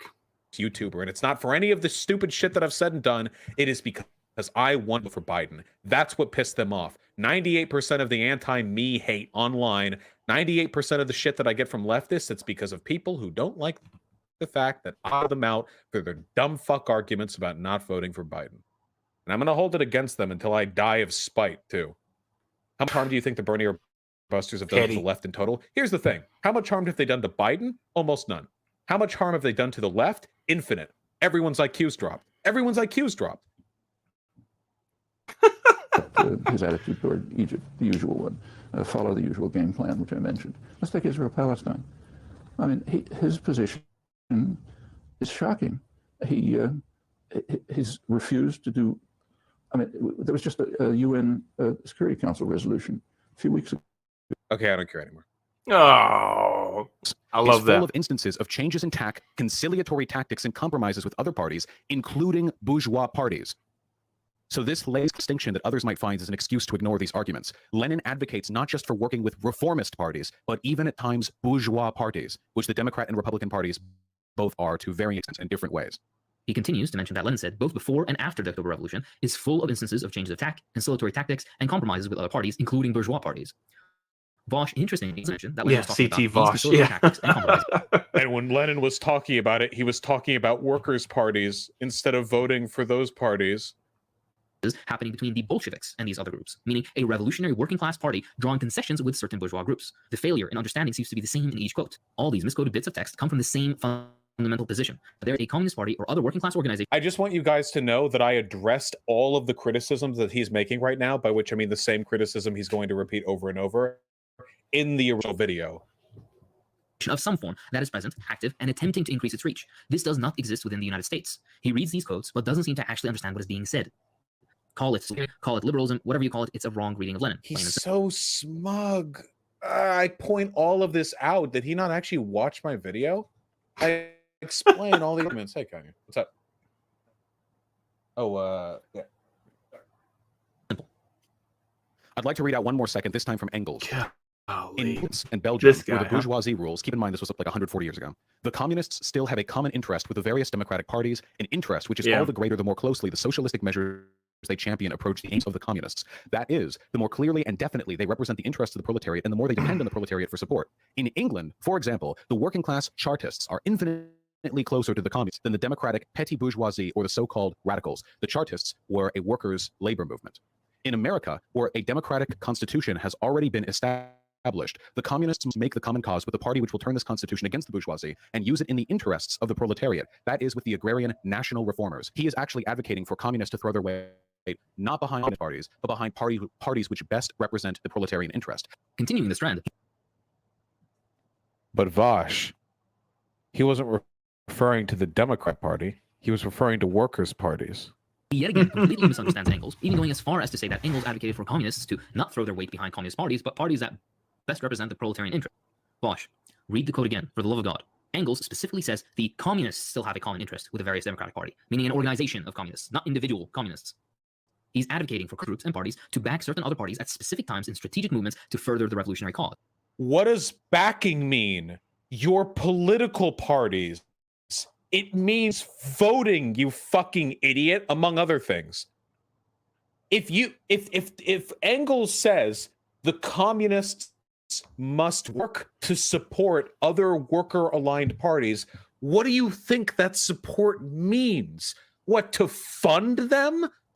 Like, that's it? Like, you'll give them money, but you won't vote for them? Why? What is the purpose of supporting a party if you don't vote for them? What is the outcome? There's no outcome. The voting is what gives them the power. The more votes they have, the more most public successful support revolution they have, it was. the more Exactly. power they get. It obviously means he really voting can't. Yeah. additionally. And also, the communists? How does the communists mean the communist parties? Don't you think he would have written the communist parties? Oh, this is just nitpicking, isn't it? Didn't he mean this instead, though? Still have a common interest with the various democratic parties, not the communists? Nothing about this passage indicates he's not referring to individual communists.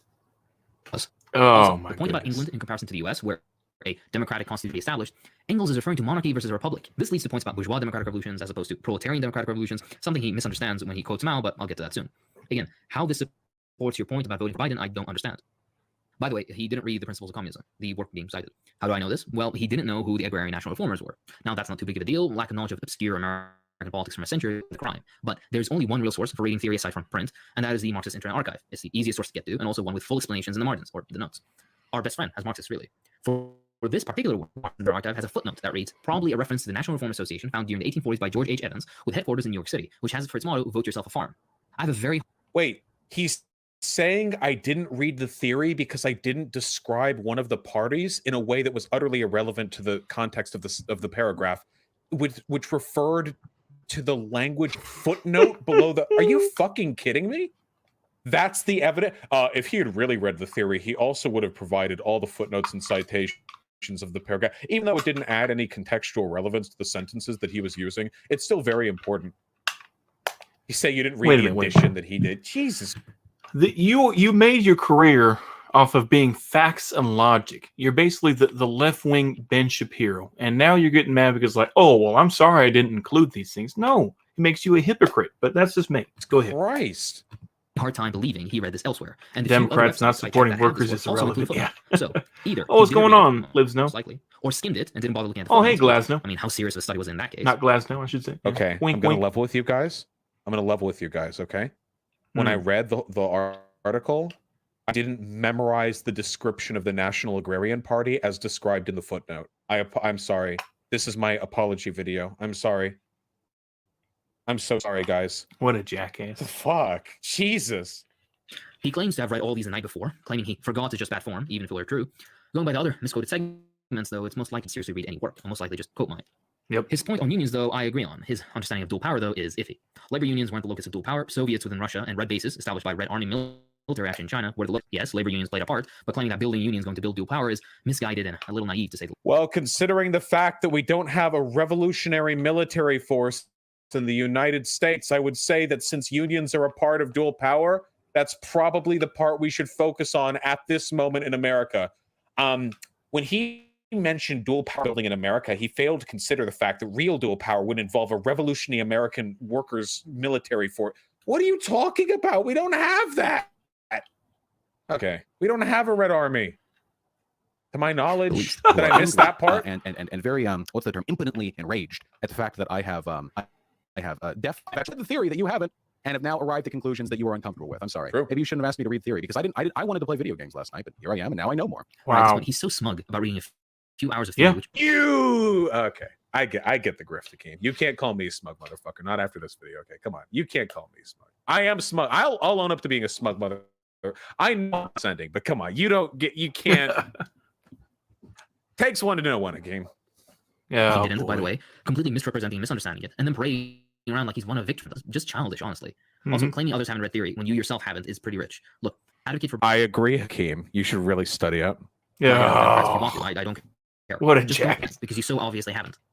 His take on increased sophistication, precluding old theorists from understanding modern conditions, is misguided. That's why Marxism is a constantly developing science. Lenin built on Marx, Mao built on Lenin. Countless hundred built on finance capital and imperialism, capitalist hegemony, political strategy in the 21st century, concepts of labor aristocracy and unequal exchange, on and on. You synthesize these positions into a coherent ideology when you continually study. That's why theory is good, because many of the conclusions you'd reach have already been reached decades ago. Rejecting it is like a medical student rejecting medical textbooks or figuring it out on their own. His take? No. Socialist theory isn't like medical textbooks. Oh, boy. Hopefully, I don't need to explain to my audience why that's the case. California Okay, is sad. Yeah. Medical textbooks describe scientific observations about concrete and observable conditions of the human body.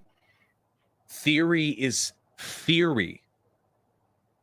Oh. That doesn't mean it's Very useless, disingenuous. But like, come on. Very, very disingenuous, Vaush. Go ahead. On old form revolutions being impossible is misguided. This video is long enough already, so check out my video titled How Rich Countries Rob the Poor, the Failure of Social Market More Information. Most of his points are built on the misunderstandings of the choice selections of quotes he's made, so essentially his arguments fall apart for the most part. They can be standalone without appealing to Marx and Lenin. Hell, I'd prefer that. Using Lenin as a base, Lenin never advocated for, though, that ruins your argument. Apply to Nixon.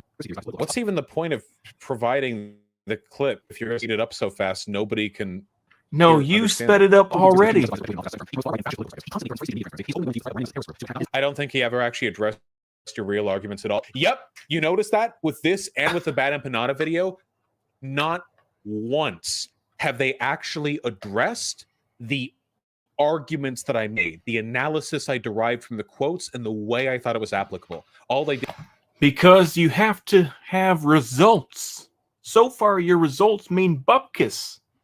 How many people have really been turned over to the left in reality? Not that many, I would bet. Because apart from these riots that are going on right now, do you think that they're going to join a party? You think that they're going to do that? Or you think that they just like rioting? You tell me, but they probably like rioting. They probably just like breaking windows and stuff like that.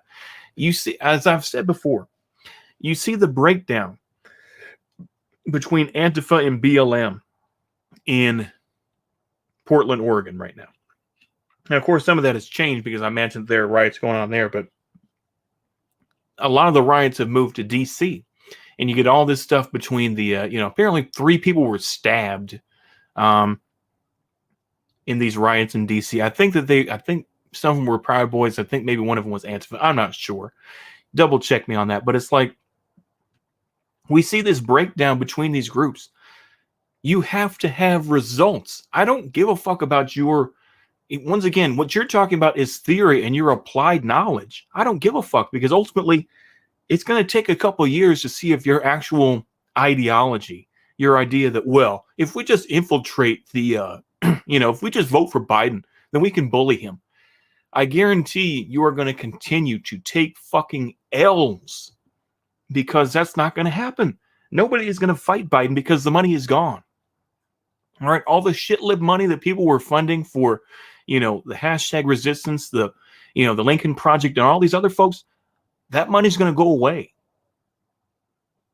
And then they're going to be left to people like you, who I know are not going to get, you're not going to get your fat ass out there.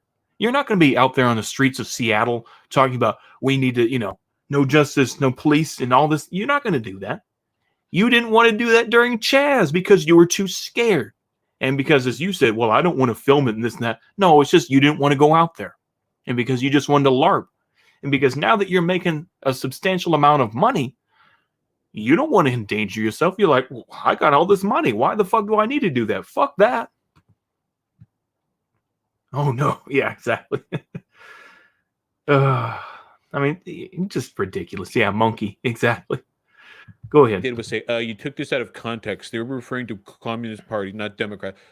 The Labor Party was more left-leaning than the Democrat Party. They're not actually interested in engaging with the arguments. All they're interested in is what they're essentially accusing me of is defiling their text. Does that make sense? They are accusing me of defiling their texts. It's getting it out of context. It's like a wrong thing. It's like heresy. It's apostasy. Oh, are you really? Oh, hold on, Vaush. Are you really going to try to link MLs and folks who have actually read theory to tradcasts? Are you really going to try to link them to, your religious fundamentalists? Are you really going to do that? No, come on, man. That is disingenuous as fuck. But go ahead. Yeah, it's blasphemy. They were angry that I would invoke the name of their lords. Fertilize the rice fields with Vaush, in a heretical way, but they don't care about like the arguments, His list on why Trump is a bigger threat to our democracy could easily have been applied to Nixon or Reagan or even fucking Woodrow Wilson. Do I need to remind you of the Palmer raids? Trump deployed the repressive arm of the state at a time when the wait, what? Or even fucking Woodrow Wilson. His list on why Trump is a bigger threat to our democracy could easily have been applied to Nixon or Reagan or even fucking Woodrow Wilson. Do I? Yes, it could have. Okay. Go from there. Yeah. Anything else?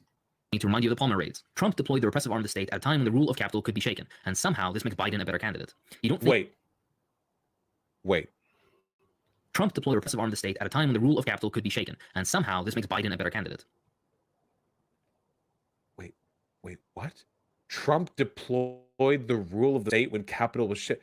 First of all, that's a very reductive analysis of my arguments as to why Trump is more anti-democratic. But additionally, wait, what?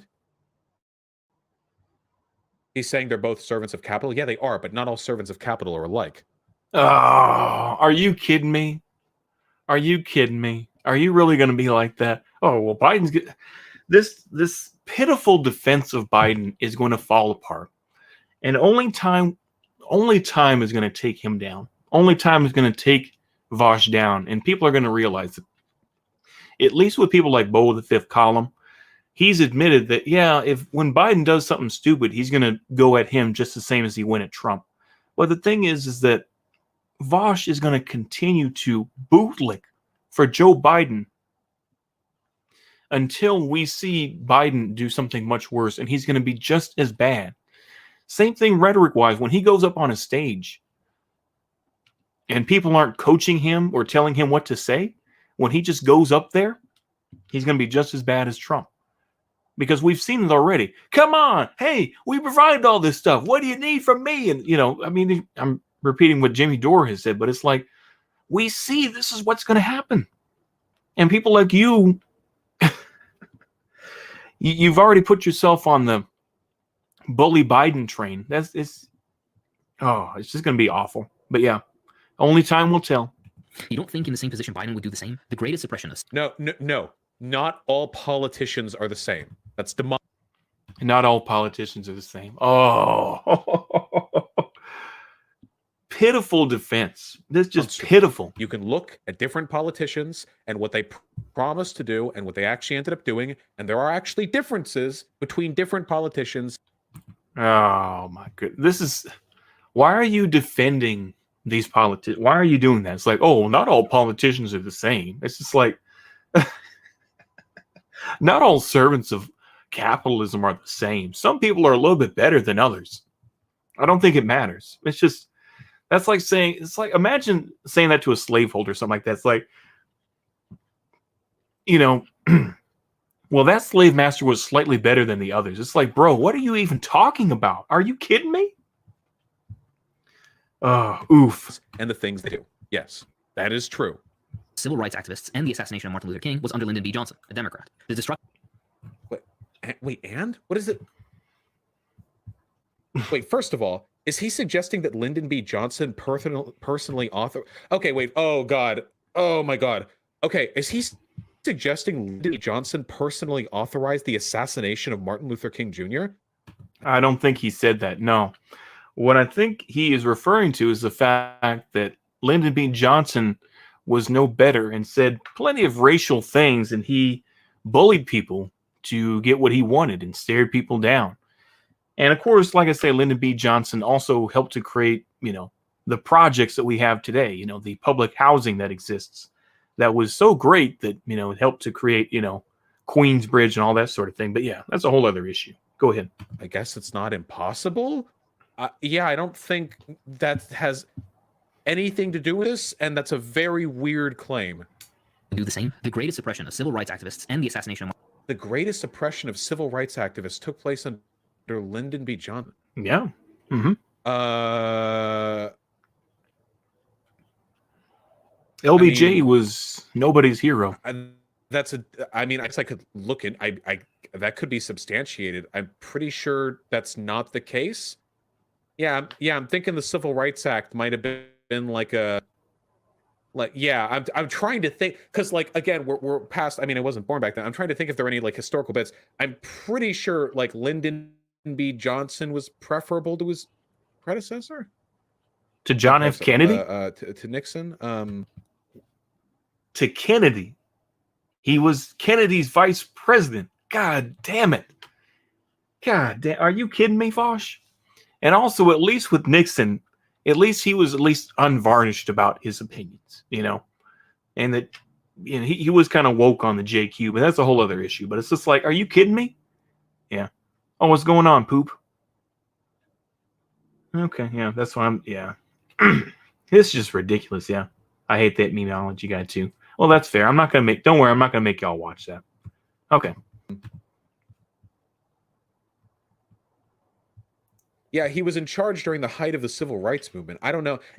It seems to me like really, really reductive to like boil it down. Like, Republicans and Democrats are the same. Don't you know MLK died under LBJ? That's like very weird to me. I don't know. This to me, like, this is an incredibly childlike way of engaging in historical analysis. Like, incredibly. Nixon was so. Based on the Bohemian Grove. Yeah, exactly. He was done by state and local governments as well. It was governors and sheriffs and mayors who did a lot of it. Like the president wasn't the president isn't the arbiter of like police action. So you're undoing your argument, where it's just like, oh, well, Obama did this, but now it's the mayors and the sheriffs and all that. Now it's them too. It's just like, yeah, that's true to a point, but that kind of undoes your argument. Go ahead. And Nixon, yeah, I don't. This is dumb. Martin Luther King was under Lyndon B. Johnson, a Democrat. The destruction of the Black Panther Party and the murder and imprisonment of its leaders also happened under a Democrat to claim that somehow. Okay, again, saying that 50 years ago some Democrats did some bad things. There we go. Some Democrats did some bad things. It's just, I love it. Oh man, you know, you gotta love. This is just ridiculous, isn't it? All right, let me go ahead and take a look here. I will take a look at your video, though. that you put in, Gurkharan. All right, we'll go ahead and do that. Shoplifting is a good thing. I've been trying to link to you. Okay. This is from She in the Box. Oh, for our entire lives. But I think I've heard of this person. Okay, I'll take a look at it right after this one, though. Okay. All right, let's go ahead and get into this. So let's go ahead and finish this up. Oh, literally nothing to do with whether or not Biden or Trump is better. It was Johnson versus Goldwater, and Goldwater was a piece of shit. Yeah. Wait, yeah, wasn't that Nixon? Wait, hold on. I'm sorry. Deployed the repressive arm of the state at a time when the rule oppression of civil rights activists and the assassination of Martin Luther King was under Lyndon B. Johnson, a Democrat. The destruction of the Black Panther Party and the murder and imprisonment of its leaders also happened under a Democrat. Yeah, wasn't that Nixon? Yeah, what is this guy talking about? Oh my gosh, we are retarded, aren't we? Americans are retarded. I'm sorry. Okay. Yeah, is this literally Candace Owens shit? I feel like I've heard this from like conservatives arguing that it's actually the Democrats who are racist. This is revisionism. No, he's saying that they both suck. That's what he's saying. They both suck. That's all that needs to be said. They both suck. Yeah. So we bombed some folks, Vaush. Exactly, yeah. We think it was worth it. T. Madeleine Albright. Exactly, yeah. What the fuck is this? President to claim that somehow a Democrat will have more respect for democratic institutions or whatever is not only naive, it's just wrong. No, it's true. First of all, we're not talking about Democrats. We're talking about Biden and Trump. Shifting the goalpost, isn't it? Even I have to say, maybe I'm using that in the wrong context, but he's literally moving the goalpost, isn't he? Where it's like, we're not talking about the Democrats now. Now we're talking about Biden versus Trump. We're going to make it even more petty. We're talking about two presidents that will be forgotten within 10 or 15 years, apart from spurgs like you. And yes, Biden does have more respect for democratic institutions than Trump. Objectively, easily, incredibly easy. Just pitiful. Just pitiful. I see why people hate Americans. I do repeat that over and over now, but it's like, come on. Are you kidding me, Vaush? Obviously. What is this? Yeah, historical revisionism. These people, man, they got to read some historical theory. History has proven otherwise. As Marxists, we realize, like most things, under capitalism, all we have are concessions. If capital would benefit from an autocratic takeover, then that's what the bourgeoisie and the repressive arms would do. One of Vaush's... Yep. Oh my God. Okay, right. I need to talk about this, okay? This is, again, he's talking about theory like it's prophecy. He isn't. This is religious thinking. No. As the great texts tell us, should capital bequeath a thing? No, he isn't. No, he is not. He is saying is that capitalism only gives concessions, which is true. That's all it is. They just give concessions. This is something that has been proven over time. You can't just suddenly be like, oh, well, this is like an evangelical talking about the end of the world. No, it isn't. Happen. The thing. He's talking about actuality. He's not referring to any text. He is talking about history. He's talking about what has happened throughout time. He's not talking about what Marx or Lenin wrote. He's talking about his own opinion now. God damn, he's an idiot. Or just disingenuous, be more precise. But it's just like, are you kidding me? Unironically revisionist, though, he doesn't even know that really funny and sad as well as a shame. It really is, yeah. Uncle Tom's Cabin voice is back. Yeah, exactly. All right. God damn. Happen. Therefore, since capital control both Republican and Democrat, there beeth no difference in the consequences of thine respective elections. It's religious thinking. No. Material conditions doesn't just mean servant of capital. Material conditions can mean stonewater. Why is he sitting here and defending Democrats? Why? This is the same, like I say, both the fifth column has done this shit too, but he's tried to be a little bit more sneaky about it. But it's just like, we're going to defend Democrats and say that, well, Democrats are slightly better. It's like, no, once the Democrats come in, they're not going to be any different than the Republicans. Okay? They won't. It will be utterly the same thing. They'll just make it sound nicer. That's all. They'll make it sound nicer, and it will go back to, we're going back to brunch. That's basically what it is. We're going back to respectable politics. It can mean the Black Panther Party, which, by the way, also fought for racial equality, not just socialism. Material conditions can mean fucking lesbians marching outside of the Washington Monument. Material conditions doesn't just mean who capital favors, okay? You are... What? Material conditions does not mean just who capital favors. Really? So that kind of undermines the idea. It's like, oh, okay, I guess white supremacy doesn't exist and all this other stuff. You better not talk about that again, Vaush, and say that white supremacy exists. You better not. Because it's not just about capital, favoring certain people over others. Disgustingly ignorant of American history, and you are lucky that I personally got Biden into office because of... What a chat. Oh, okay, hold on. Let's hear this in its full... Okay, go ahead. Yeah, I don't think that has anything to do with this, and that's a very weird claim. Do the same. The greatest suppression of civil rights activists and the assassination of... The greatest suppression of civil rights activists took place under Lyndon B. Johnson. I can't believe this guy. I mean, I guess I could look at... that could be substantiated. I'm pretty sure that's not the case. Shit. Yeah, I'm thinking the Civil Rights Act might have been like a... Yeah, I'm trying to think, because again, we're past... I mean, I wasn't born back then. I'm trying to think if there are any historical bits. No shit. I'm pretty sure Lyndon B. Johnson was preferable to his predecessor. Not predecessor, to Nixon. Golly. Yeah, he was in charge during the height of the civil rights movement. I don't know. It seems to me really, really reductive to boil it down.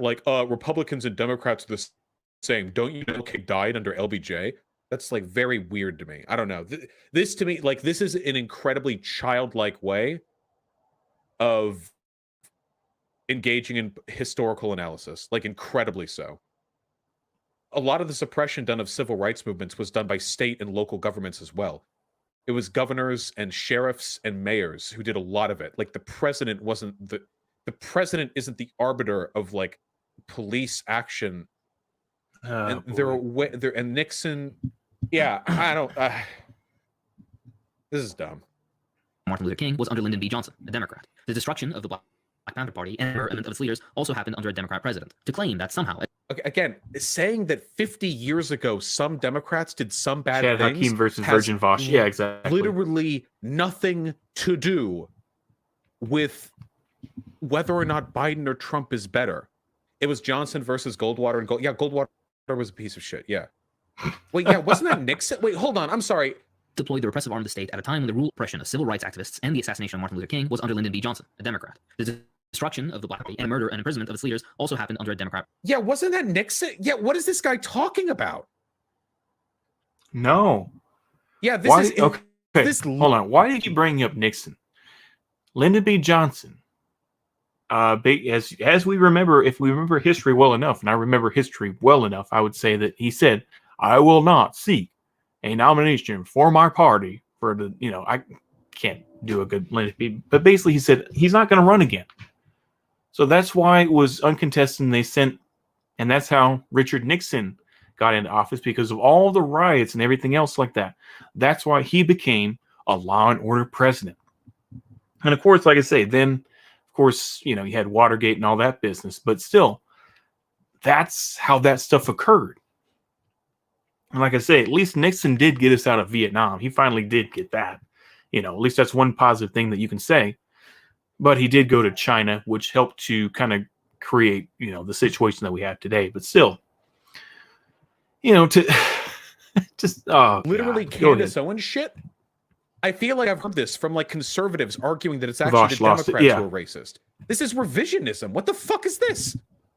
President to claim that somehow a Democrat will have more respect for democratic institutions or whatever other liberal nonsense is not only naive, it's just wrong. No, it's first of all, we're not talking about Democrats. We're talking about Biden and Trump. And yes, Biden does have more respect for democratic institutions than Trump. Objectively, easily, incredibly easy, obviously. But what is this? Yeah, historical revisionism. These people, man, they got to read some historical theory. History has proven otherwise. As Marxists, we realize that, like most things, under capitalism, all we have are concessions. If capital would benefit from an autocratic takeover, then that's what the bourgeoisie and the repressive arms would do. One of Vaush's... Oh my God. Okay, I need to talk about this, okay? This is, again, he's talking about theory like it's prophecy. No, he isn't. This is religious thinking. As the great texts tell us, should capital bequeath a thing happen, No. a thing doth happen. Therefore, since capital control both Republican and Democrat, there beeth no difference in the consequences of thine respective elections. It's religious thinking. No. Material conditions doesn't just mean servant of capital. Material conditions can mean Stonewater. It can mean the Black Panther Party, which, by the way, also fought. Hold on. How does that change material conditions? Hold on. So allowing homosexuals to have more rights is somehow a material condition? How does that get me more money? Just because now suddenly we have gay rights. How does that change the material conditions of things? That doesn't. I don't get that. It's like, how does that help? And a farmer in Iowa or something like that that's having trouble making his tractor payments or something like that. No, what is he? How is that materialism? That's retarded. Vaush would call the Panthers tankies low. Yeah, material conditions equals lesbians. Apparently that's what materialism is in his mind. For racial equality, not just socialism. Material conditions can mean fucking lesbians marching outside of the Washington Monument. No, it doesn't. Material conditions doesn't just mean who capital favors. Okay, you are disgustingly ignorant. Materialism means what material. Oh my goodness! It's about what the average person has available to them. Period. The Soviet Union, a lot of people didn't have cars. You had the chance to get a car by waiting 10 years, but still, that's an idea of materialism to say, oh, this person has a Maserati instead of this person driving a Ford. That's materialism. Maybe that's wrong in my case. Maybe you can go ahead and call me out for that. Fair enough. But it's like, that's what that means, is material. Or that person has a $1,000, or let's just say, yeah. We'll go back to the car thing again. It's like, this guy has an Aston Martin, a DBS or something like that he owns and keeps in the garage, versus somebody that's driving around in a Ford and a '98 Ford Escort or something like that. That's materialism. But yeah, of American history, and you are lucky that I personally got Biden into office. Physical things, because otherwise, is Hakeem from Iraq? Well, hey, listen, okay. We're going to get Biden to get those troops out of Iraq, okay? Wait, did he already do that? We're going to keep Biden from fucking bombing any more of your airports, okay? That's what we're going to do. Wow. You're welcome. What a jackass. See, this is the part that they had. What a jackass. Go ahead. Welcome, Hakeem. I know it sucks because, frankly, Democrats and Republicans both have a pretty fucking bad record when it comes to foreign policy. But listen, okay? He just, okay, so hold on. So he just undid his whole argument where he was like, oh, well, Bush did this, Bush did that. It's like, oh, but Obama did this. And, Obama wasn't as bad. It's just, but now he's saying that both parties, it's ironic where he's like, oh, well, it's not about both parties. Democrats are slightly better. But now he says that both parties' foreign policy records are shit. He completely undone everything that he said. Unbelievable. I got Biden elected, and I'm going to wield that infinite power, all right? And I'm going to make sure we quit fucking around in the Middle East, okay? We're going to pull troops out of Afghanistan. We're going to pay reparations to the countries we bomb. We're going to stop that Yemen shit. We're going to start arguing with Saudi Arabia. We're going to reinstitute the nuclear fucking arms shit deal. None of those things are going to happen. With Iran, the nuclear treatise. We're going to establish a fucking one-state council solution with Israel and Palestine, because I feel like this is the most we're going to be able to get. We're gonna do it. This won't happen under Biden. Goddamn right it will. It will, because of me, because of all the socialist influence. There you go. It's once again, the arrogance shines through. Only he is able to do it. Talk about religious, attitude. This guy acts like he's Jesus. This guy thinks he's Jesus right now. He is completely egomaniac. Exactly. Exactly. This guy thinks that he's you know, fat or something. I can't even think. Yeah. I have in the Democratic Party. Yeah, we're going to lift sanctions on Vuvuzela. We're going to fix the world. No, it won't, Vaush. Do you think I'm being serious, man? Yeah, we're going to establish Biden socialism. Anyway, I think that in going through this video, I have sufficiently demonstrated that it's not really a refutation of my arguments and that Hakeem should stick to what he does best, which is keeping my name out of his goddamn mouth. Wow. Oh. The ego. The ego cannot fit through the door. Antichrist. Yeah, exactly. Yeah. Tommy, hold up. What's up with your voice? It sounds like, I think that my mic got unplugged a little bit. So yeah, it got all fucked up. But yeah. Bruh. Oh my goodness. Just absolute cringe. How could he? Oh, oof. How could he do this? All right. There's still 15 minutes. You think we're going to get something out of those 15 minutes? Let's read donos. Fuck me. Let's read some donos about how much money I'm getting. Oh, what a jackass. I can't, that's all I can say. It's just just the ego on this guy. Oh, I'm glad it finally shone through though. Okay, this should be a nice little palette cleanser here. This is a video from a guy that he does some pretty good stuff. So this is a good palette. Oops, sorry. There we go. Sorry.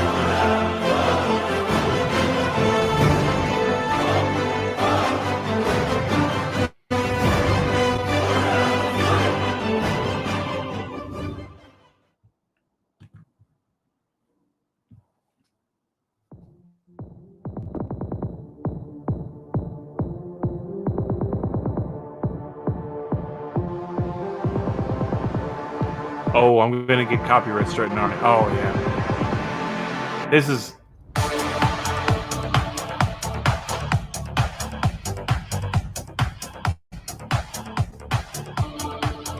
oh well. I'm just riding the vibe now. We're just riding the vibe. Yeah. Richard Spencer music. Yeah. It does sound like Richard Spencer music. You're right. I don't think it is though in this case. But this is the National Volksarmee. It's the GDR's army.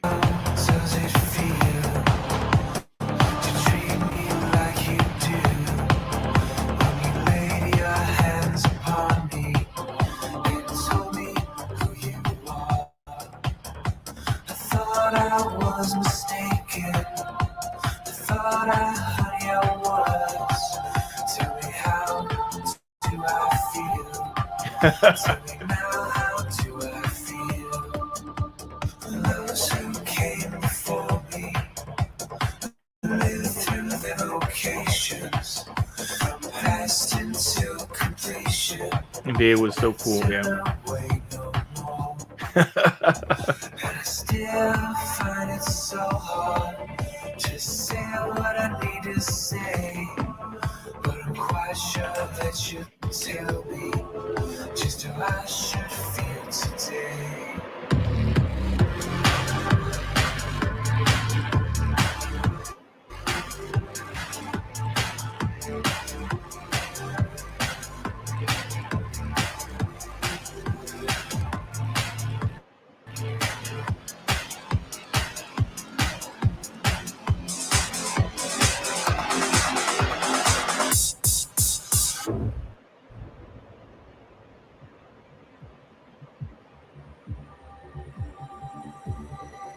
I like this vibe. I'm not gonna lie. I like this vibe. I like it. What can I say?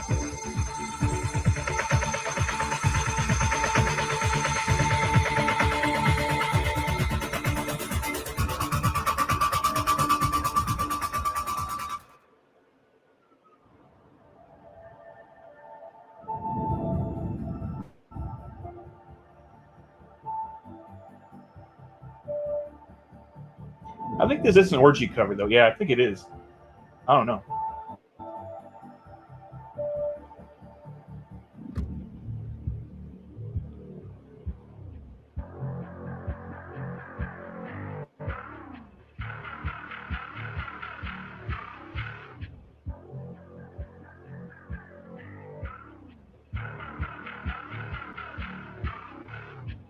What sort of weapons are those? I've never seen that before.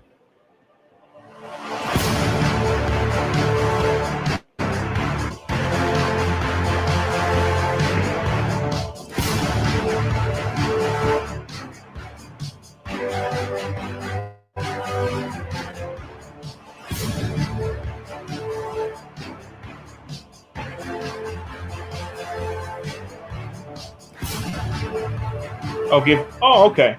Yeah, let me go ahead and do that. Let me do that right quick. Okay. Let me give Post-Nosbol Juche a wrench. Let me see here. There's old Post-Nosbol Juche. Is he in here somewhere? I thought I saw him. I didn't even give Glasnow one. Let me give Glasnow a wrench here. Here we go. There we go. There we go. Now Glasnow's got the wrench. Let me see here. Let me give Post Juche a wrench. Where's he at? Is he down there and I didn't notice? Probably didn't. Let me see here. Yeah, Post Juche. Oh, okay, yeah. What does the wrench mean? The wrench means that you can post links. Let me go ahead and give him a. There we go. We'll give Songun Policy a wrench too. Why not? Everybody gets a wrench. Everybody. There we go. All right. Now he's got the wrench. There we go. We'll give Eli Frank. We'll give him a wrench too. There we go. There we go. Now everybody's okay. Most everybody's got the wrench. So there we go.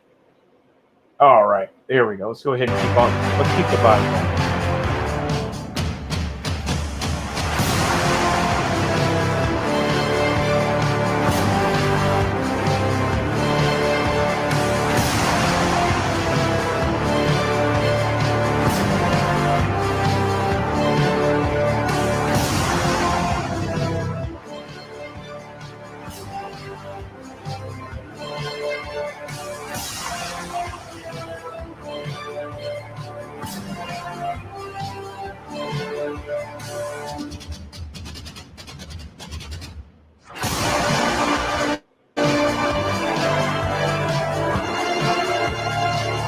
Oh yeah, we'll give Manchur a wrench. Yeah, let's give him a wrench too.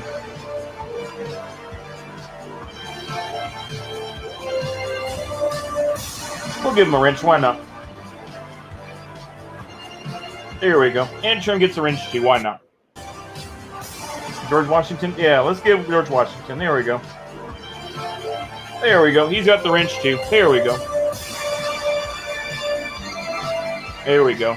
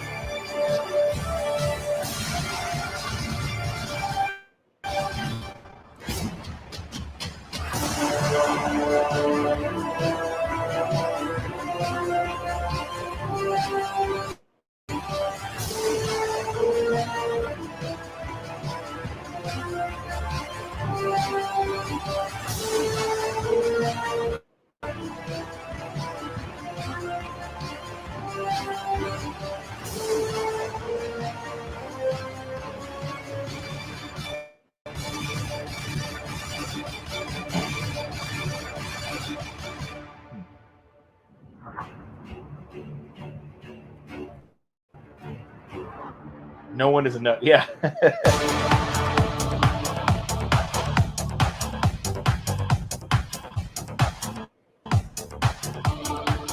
Share the wrenches. All right. Exactly. Oh yeah. Oh no G. Okay. Yeah. Okay. I thought you got a wrench. Okay. Everybody got their wrench. All right. Okay.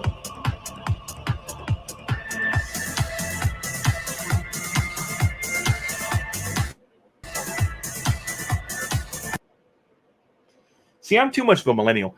I remember this. I remember that somebody else did a version of this song, like in the 90s or something like that. I'm too much of a millennial, but I do remember this. I don't remember the original. I imagine this is the original or close to it.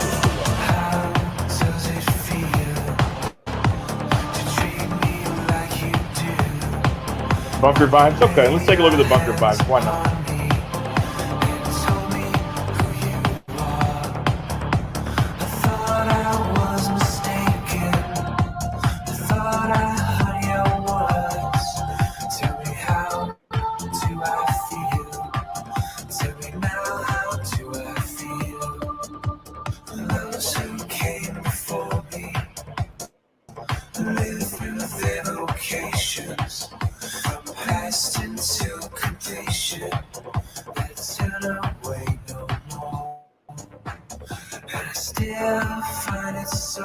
Oh, you're a Zoomer? Oh, okay, Gurkhan. Okay.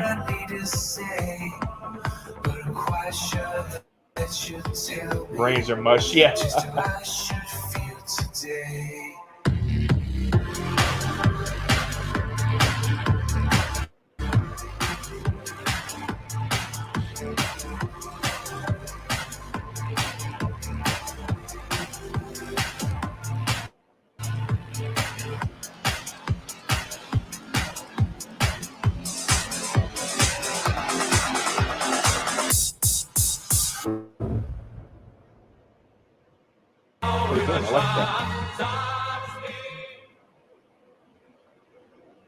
I like that.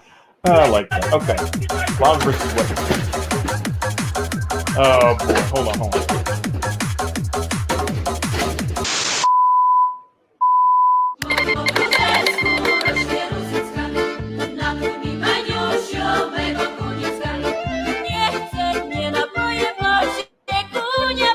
Oh, is this they run the counter?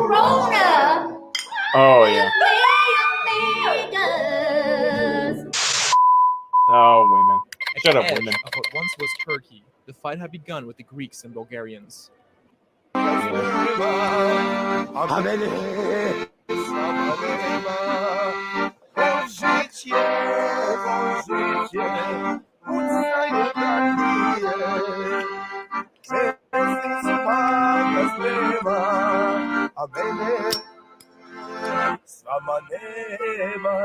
That's how you do it. Yeah, that's gay. I think there's someone hanging right there. That's gay. No. There we go.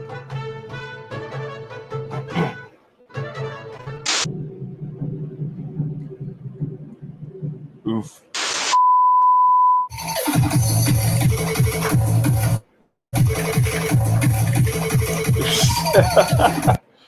Pretty funny.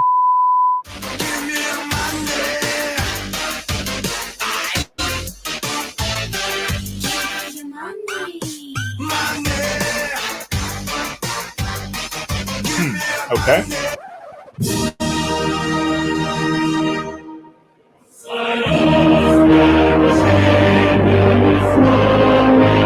Yeah. Just consume product and then get excited for next products. Yeah. Oh, it was a good meme. Kind of blown out, but still kind of played out, but it's a good meme.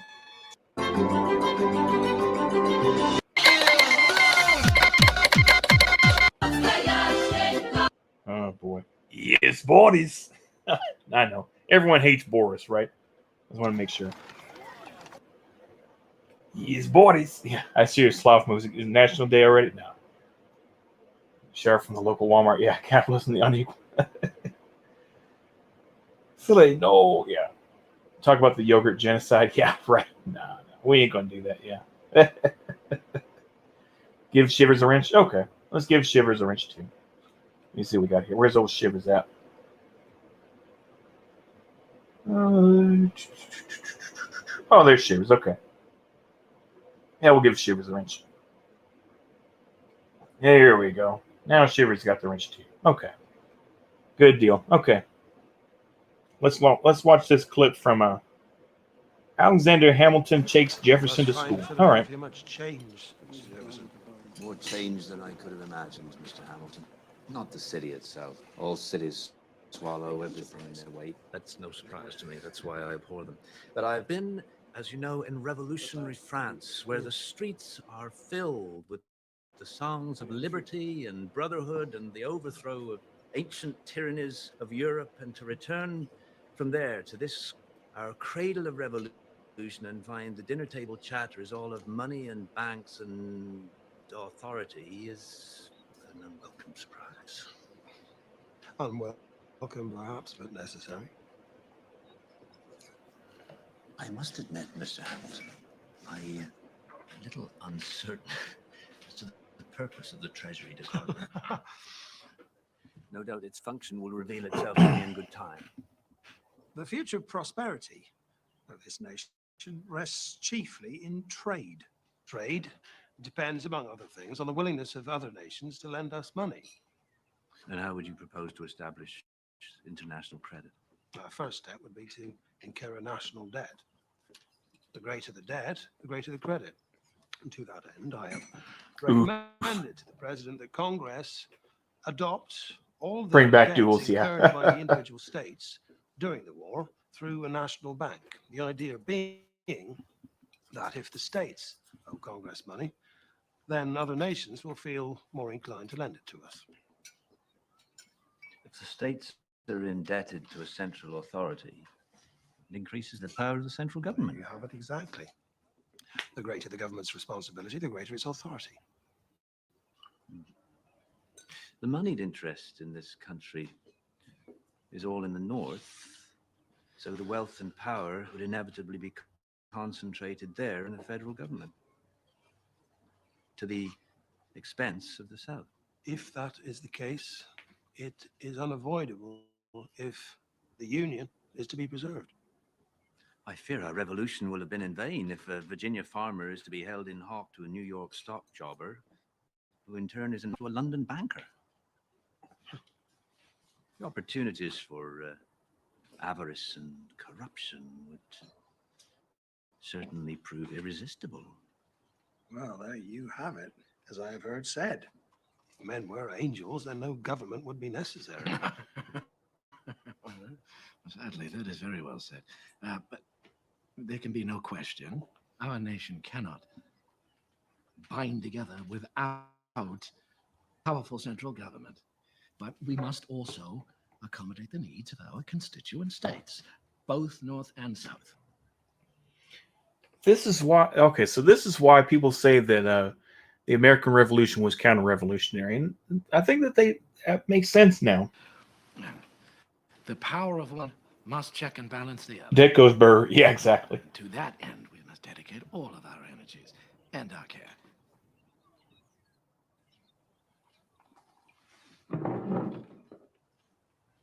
I would like to welcome Mr. Jefferson home.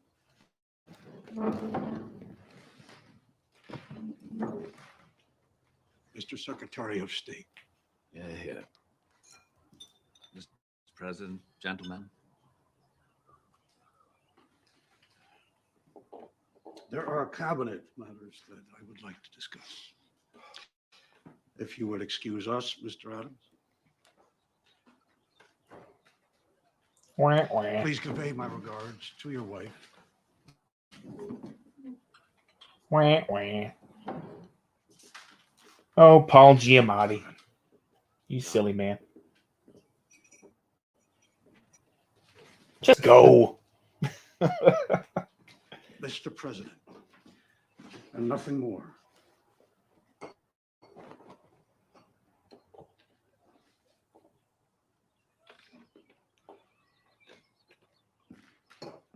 Reclaim your birthright. Bring back bloodline. Yeah. Prophet Giovanni Gentile. Yeah.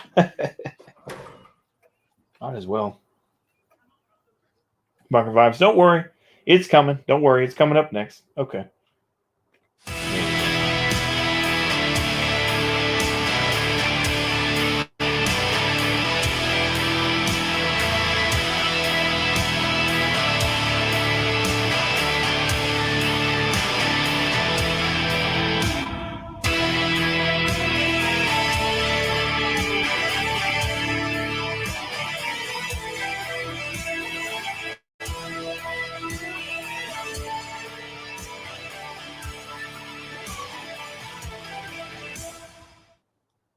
Boom.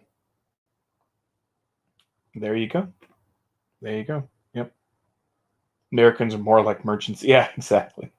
It's imperialist, no. Yeah, exactly. Party invert. Yep, there you go. Yep. Hoja gang, baby. Hoja gang. There you go. Mercantism with burger characteristics. It really is, yeah. So why is shoplifting good? Basically, since birth, we're taught some basic morals, which end up not actually being applicable or helpful in the real world, Hitler at least the Maoism, one we yeah. have under capitalism. Hoja These gang. range from sharing is good, which is opposed by almost everyone on the right and disincentivized by the entire economic system under which we live, which is almost entirely predicated on competition over cooperation. Oh boy, cringe anarchism, huh? Let's go ahead and see this, though. Well, cringe anarchists are going to say how shoplifting actually is good. Oh, yep, exactly. Build more bunkers. Yep, exactly. And the idea that there are some people who are just better than others. Sharing is communist propaganda and makes Ben Shapiro want to shoot Elmo in the back of the head. You're every kid in... Can we move on from talking about Ben Shapiro? We don't care about Ben Shapiro. Okay. You're What's not this a gay bad shit? artist. I like your art style. I like the... Any What actual is this gay factual shit? basis, by the way. Okay. And obviously, there's the whole controversy around racial... Hold on. Let's get into this All fucking theft argument. is not created equal. I think this is something we need to really talk about more, because it seems like not many people seem to really understand this. Most of us understand that there is a scale of justifiability, whilst a lot of crime is definitely on the more extreme justifiable end. Like obviously sexual assault or child or animal abuse aren't really defensible in the same way, for example, crimes on the other end of the scale, crimes of passion like murder, often are for reasons of, for example, self-defense. In fact, most countries do not consider a killing in self-defense a murder at all, which is how police officers are able to regularly kill unarmed black people because they felt threatened by a child with a toy gun, or the existence of a dog, or just like a black person having the audacity to be asleep in their own home, or be accused of using a false banknote without any actual factual basis, by the way. And obviously, there's the whole controversy around racial profiling and stand your ground laws to be had, but You're in the UK. Shut up. America truly is the land of the dead. Yeah, let me go ahead and see here. Let's go ahead and look at that link. Shit. There we go. Let's go ahead and see what we got here. Coming in. Okay, I guess that's all right. What's going on with the laundry?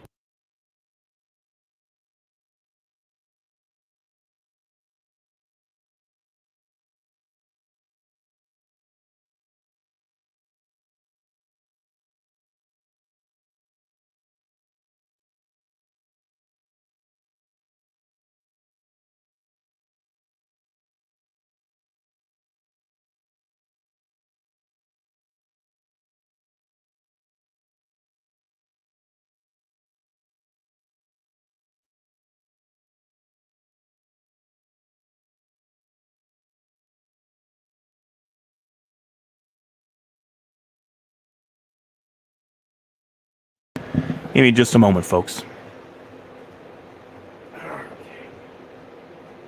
Here is this.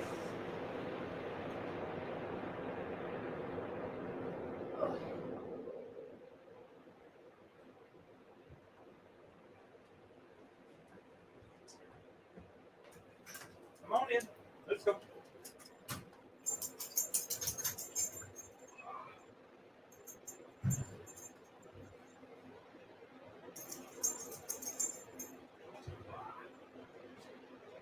Oh.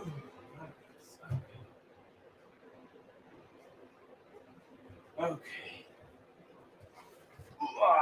It's coming. Don't worry.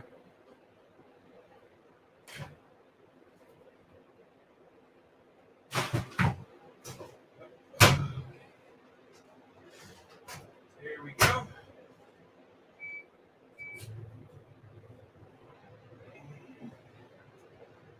Here we go. There we go. All right, don't worry. We're coming back. It's coming back. Coming back. Doodly-doo. fact of the matter is, majority of the time, if you kill someone and you can prove that you believe that they pose a legitimate threat to your safety, you can and will be able to get away with that murder more easily if you're white, or at the very least be charged with a less serious crime, and most people will agree that you were justified in doing so. After all, if someone comes at you with a knife screaming, "I am going to kill you, I am you repeatedly in the face until you die," honestly, who would try to argue that killing that person in self-defense is unethical or should be punishable by any kind of serious measure? So I suppose you could say the rape spectrum, with one end being extremely justifiable under specific circumstances and the other being heinous and unjustifiable regardless of context, unless you concoct extremely specific and unrealistic scenarios to try to make an extremely dumb point. The real crux of this debate is quite simply, where does theft fall on this spectrum? And obviously most people on the opposite end of this discussion are going to say that it falls more towards the more extreme end, in that all theft is immoral regardless of context because stealing is bad. Other people's property is incredibly important and violates the delicate sanctity of property and ownership, is a scumbag and or monster. Even remember a teenager who shoplifts art supplies from a multi-billion-dollar corporation. Allow me to argue that not only is theft justified, even moral under certain contexts, but also... Okay, sorry about that. I had to... I had to bleed the lizard, as they say. So yeah, let's go ahead and continue on with this video. See how much Fei Hua is up here. Okay. So that as a society, we only seem to care about more obvious direct theft in the same way as we don't really seem to care about systemic violence, and maybe we should reevaluate our approach. This should be fairly easy, in the same way that, as we discussed previously, violence can be, under certain specific circumstances, entirely justifiable. Let's just briefly go over them now. Violence is one thing, but what type of violence it is a whole other thing, isn't it? Because I suspect that this will not exactly be particularly mind-blowing or groundbreaking to most people, but this does need to be discussed before moving on. I've utilized YouTube's new chapter selection feature, so if you want to skip this section, feel free to do so. I think this one should be pretty obvious, and it's certainly the most common justification for theft, especially petty theft. Should we begrudge a starving man stealing food to feed himself and or his family? Would you also resort to theft if it was the only way to make sure your child didn't go hungry? Remember, many of the same people who share memes about how they would happily blow someone's head off to protect their family from scary leftists and non-white people are the same people who decry theft of any kind, regardless of... Oh my goodness. I'd like to see some sources and some some research that says that people just steal simply because they're poor or something like that. Sometimes people do it just because they can, you know. Oh, that shit. Okay. Yeah. You could try not being a... Yeah. That too. A legalist rise up. Exactly. It doesn't damage the corporations, though. The workers just get punished. Exactly. Check the description, maybe. Oh, okay. All right. Well, fair enough. Let's go ahead and see here. My Twitter. Okay. Patreon. Curious Cat. Discord. Index. Sources. Okay. Let's see here. UK. CNN. 2020. Okay. Okay. So let's be fair. I'm going to look at this one because 2018, that's probably outdated. 2011, that's definitely outdated. GQ Magazine. GQ Magazine. Okay. South Seattle Emerald. Okay. Newsweek. Guardian. Independent. A lot of UK Parliament. HR View. Independent. CNBC. Walmart. Okay. Let's go ahead and see that. Let's go ahead and see. Let's go ahead and see these here. I'm not going to review every single one, but let's go ahead and look. New York Times. All right. A lot of it is British stuff, so I will see from my own context here. But let's go ahead and see. Man who robbed a pharmacy gave a clerk a note that said, "I'm sorry, I have a sick child." Okay. Let's go ahead and see. Let's go ahead and read this. Let's actually give it. A man who allegedly robbed a pharmacy in Philadelphia flashed a demand note that said he needed the money for his sick child, police said. In video released by Philadelphia police, store clerk can be seen scanning the item and putting it in a plastic bag. Then, according to a police statement on the screen before the video was played, the man handed a note to the employee that read in part, "Give me all the money. I'm sorry, I have a sick child. You have 15 seconds. Okay. Video shows that the suspect reached into his pocket and leaned over the counter before the clerk opened the register and put an undetermined amount of cash into the same plastic bag. The suspect then stuffed the bag in his pockets. and fled on foot, police said. The man did not show a weapon. The clerk during the robbery. Police, well, yeah, because once again, I mean, I've worked jobs like that where it says you are not supposed to fight back. You're not supposed to, you're just supposed to give them the money. Corporations tell you to do this. So yeah, they follow protocol. That doesn't mean they won't fire you, but I'm just saying. Police haven't identified the suspect. He's described as a black man. Blah, blah, blah, blah. Okay, July, a man with a handgun started to rob a smoke shop because he said he needed to pay for his daughter's kidney transplant. Okay. He left moments later without the money and did not injure the employees. Okay. I mean, the same thing can be said for people like, I can't think of what the guy, you know what, screw what I was going to say. Okay. Little said the two incidents are not related and the suspect in July was never identified. Okay. So look at this other one. Walmart earnings soar as e-commerce jumps, shoppers flock to stores. Okay. This is the whole argument, isn't it, where capitalism is making so much money that just because you shoplift, it doesn't mean anything. The thing is, though, is that you're trying to make it out like people don't rob houses. Apparently people don't rob houses in, you know, and I'm talking about ordinary people. I'm not talking about the rich folks. I guess that robbing ordinary people or, you know, going joyriding in somebody's car, I guess, doesn't happen. I don't get that. Okay. Let me read through this, though. E-commerce and store sales grew significantly. Company shares were down about 1% Tuesday afternoon. Walmart's e-commerce sales in the U.S. shot up by 74%. Same-store sales grew by 10%. Okay. Earnings per share, $1.18 adjusted. Revenue, $134.62 billion. Walmart shares grew, hired more than 200,000 employees to help clean stores, stock shelves, and those people will be fired because they are seasonal. Biggs said it spent nearly $900 million on expenses related to COVID-19. 3/4 of that went to employee bonuses and expanded benefits, he said. Okay.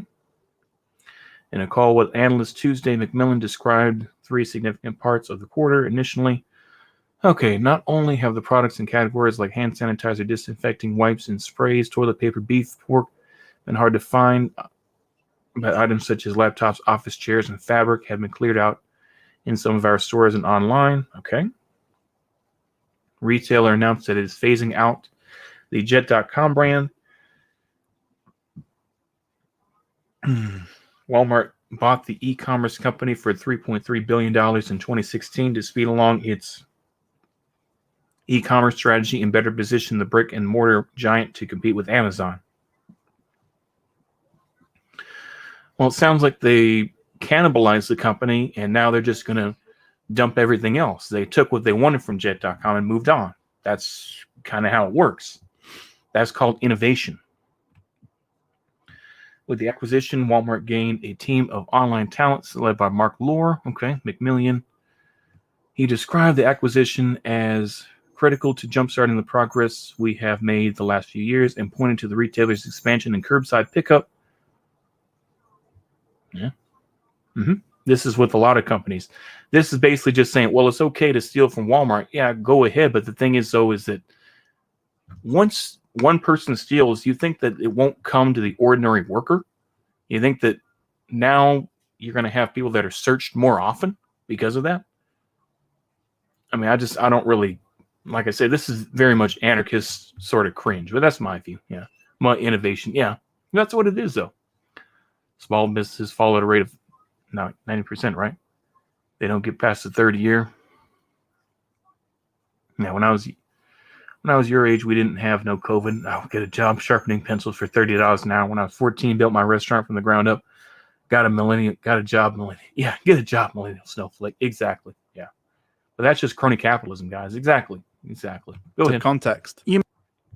So I did at least try to look at his sources. I didn't look at every one because some of them were like 2011, this and that, and some of them were from a British context. So, like I said, just in case someone does see this later on, I just filtered out a lot of the feijoa, in my view. But You may say that Just saying. this is uncommon, especially in wealthier countries in the West, but as capitalism squeezes the working classes tighter and tighter with each passing day, it becomes more and more frequent. It's only a recent development that people on unemployment benefits in the UK are unable to afford food, by the way. And yes, food banks do exist, mostly out of necessity because of the rising starvation rates, but they're often inadequate, and if they're out of stock or under-supported, you're fucked. Likewise, wages are falling as costs of living rise. More and more jobs nowadays use abusive and controlling tactics like zero-hour contracts, which keep people in poverty longer and make it more difficult for them to escape. And as a result, a lot of working-class people are never 100% certain about what their income may be due to and unreliable hours. I personally know a couple of people, for example, who sometimes will be flush because they've been given more hours due to overtime becoming available or someone else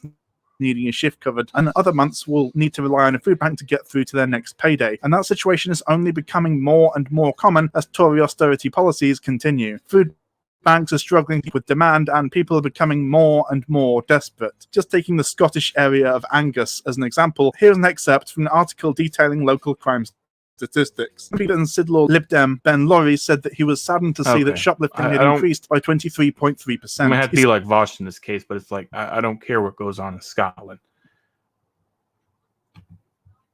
Baby formula as shops start putting it behind higher and higher security measures to deter thieves. These crimes could easily be prevented not by cracking down on already struggling people and communities, but by making healthcare, food, and baby formula, just as a start, free or at least accessible to those in the greatest need. Not going to happen under a ruthless capitalist system, right? At least not anytime soon. And hey, guess what? If your job is that of an artist, you need art supplies to make money to survive. But if you can't afford those art supplies because their prices are most people use online platforms to do artistry work now.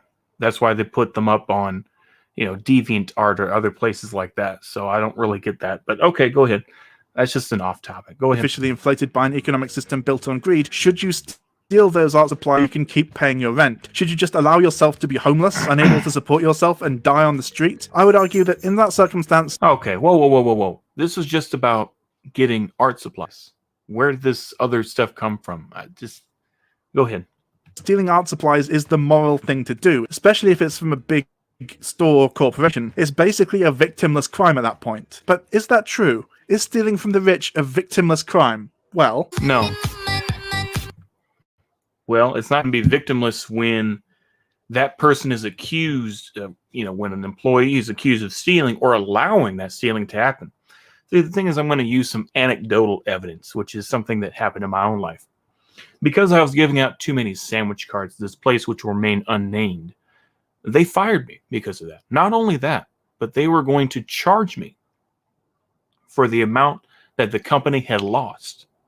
So no, if you think that companies won't be petty, and if they think that you are accused of stealing, they're going to try to charge, depending on where you go, but they will charge you.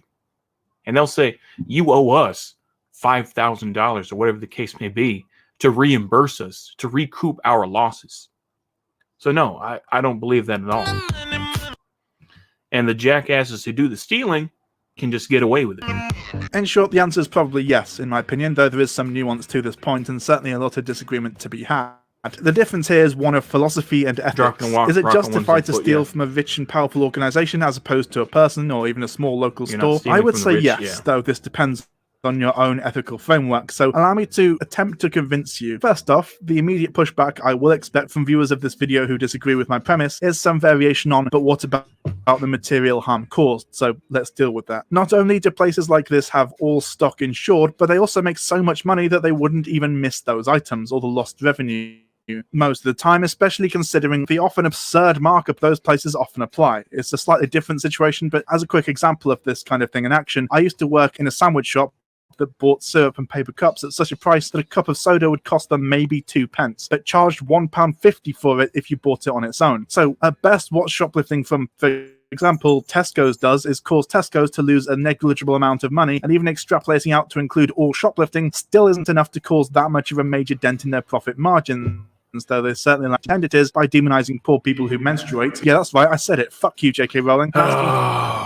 What? We don't care about J.K. Rowling. Nobody does. Fellow Go ahead. Customers to narc on people stealing tampons due to period poverty because they can just claim back their losses on their insurance. And then there's the big one, which is the point that employers will actually cut hours, take losses out of checks, or even fire employees for allowing or not noticing shoplifting during their shift or on their watch, so to speak. This is illegal, and if this happens to you... This is... Wait a minute. He says this is illegal. Where? Do you know the labor laws in various states in the United States? I don't think you do, Biggin. Maybe in jolly old England, yeah, or maybe Scotland, as you were pointing out. But it's a whole different thing. It's called right to work. So, yeah, not going to sit here and defend the state of Texas, but Biggin, it doesn't work that way. Go ahead. You absolutely can and should sue your employer. But the fact of the matter is that this practice is just as much crime on the employer's part as the actual theft is on the shoplifter's part, and the blame should not lie with the shoplifter, but with the employer in that case. For example, I was fired due to my disability earlier this year, but it wasn't my fault or the fact that I was disabled. It was the fact that my employer was willing to break the law, specifically the 2010 Equality Act, and as a result, I sued them using a no-win, no-fee lawyer and will probably get a frankly minuscule amount of compensation due to legal fees, but I do get the satisfaction of having caused the legal department a minor amount of inconvenience. So in the end... This is literally Vargism, isn't it? This is literally... and let me explain. So Varg has, of course, made this thing that he's on welfare. He lives on welfare in France. And because it hurts the system that little bit, that he's somehow dabbing on capitalism because he's hurting the system that little bit. And he's got like 8 or 9 kids, so he can get all this money from the government. That's literally Vargism. That's what he's doing. It's like, well, I inconvenienced him a little bit. Take that, capitalism. No, that's not, it doesn't work that way. I'm the real winner. Likewise, if, for example, a piece of machinery you're using at work malfunctions and causes a fire, it would be unreasonable to punish you for being... Yeah, have a good one, Sangam Policy. Yep. Yeah, have a good one. I try not to attend more. Oh, yeah, time zones are a bugger. Exactly, yeah. It's all good. Yeah, Sangam Policy. Like I say, you can watch whatever you want, man. It's all good, yeah. Vargism isn't wrong.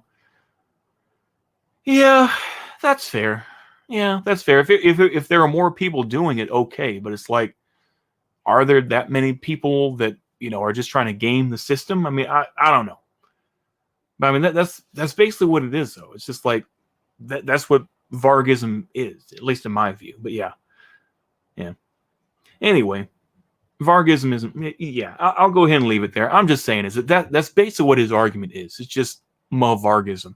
As much as he would say, I don't like Varg, he's a fascist and all that. But it's like, come on, Bacon. That's pretty much what you're doing. In the vicinity or for using it. For this reason, I would contend that the problem you have with that situation is actually not shoplifters or shoplifting in general, but the imbalance of power between employer and employee, which is absolutely worth discussing, and I might even have a couple of suggestions for how to resolve that particular issue, but I suspect that you may not like them if you're the sort of person to believe that the situation I just described is the shoplifter's fault for stealing to survive rather than the boss's fault for abusing their power and breaking the law in order to seek a retribution over a negligible loss that can and will be covered by insurance if it's even lost to be worth it. Here's an interesting question. If someone steals something from you, should you be able to steal it back? How about if someone forced you to work for them, sold the products of your labor, and gave you a pittance to live off, even though you were the one who actually produced their wealth? What if you lived under an oppressive system that consisted of millions of these exploitative interactions, and you have no choice but to exist within it? The point I'm making here is twofold. First, labor is entitled to all it creates, and the profits your bit of shoplifting may eat into are made up of blood money stolen from the workers in order to charge for what should be basic necessities like food. So I personally would have no moral qualms with the idea of someone choosing to steal from Tesco's for this reason, as well as those mentioned previously. Likewise, I have to ask, if you're against, for example, an employee stealing from their employer, especially if they're not paid enough to live on their existing wage, why are you in support of employers exploiting their workforce to maximize profits, using the fruits of their labor to make shareholders very rich, while squeezing those on the bottom rung as much as possible? Amazon is a great example of this. They abuse their workforce over them, refuse to give them adequate toilet breaks, forcing them to piss in bottles, place stressful and impossible expectations on them that disincentivize taking any breaks whatsoever, and pay them so little that they're forced to live in tents, or in some cases are just literally homeless. Honestly, given all that, considering how much money... Well, part of that is that they eventually just want an all-robot force. That's the whole thing. They want to completely automate everything. That way they can just fire them without cause. That way they don't have to pay them. They can just, they're like, I'm fired. That's probably part of the thinking. As diabolical as that may be, I think that's part of it, is they want to get people fired so that they can, so that they don't have to pay them any insurance. They don't have to pay them any other additional wages after they kick them to the curb. So yeah, whatever, bro. Money Amazon makes, to the point where its CEO is the richest man on the planet with hundreds of billions of dollars to his name, I actually can't really begrudge anyone working in Amazon warehouse taking the I don't know, whatever they have in Amazon warehouses. I guess pretty much anything going by all the shit Amazon sells. In short, if you're against shoplifting because theft is bad, in order to be consistent, you would also have to be some form of anti-capitalist. But is that really a form of theft? Oh boy, is it that time again? Let's bust out the Communist Manifesto, comrades. Take what you can. Get nothing back.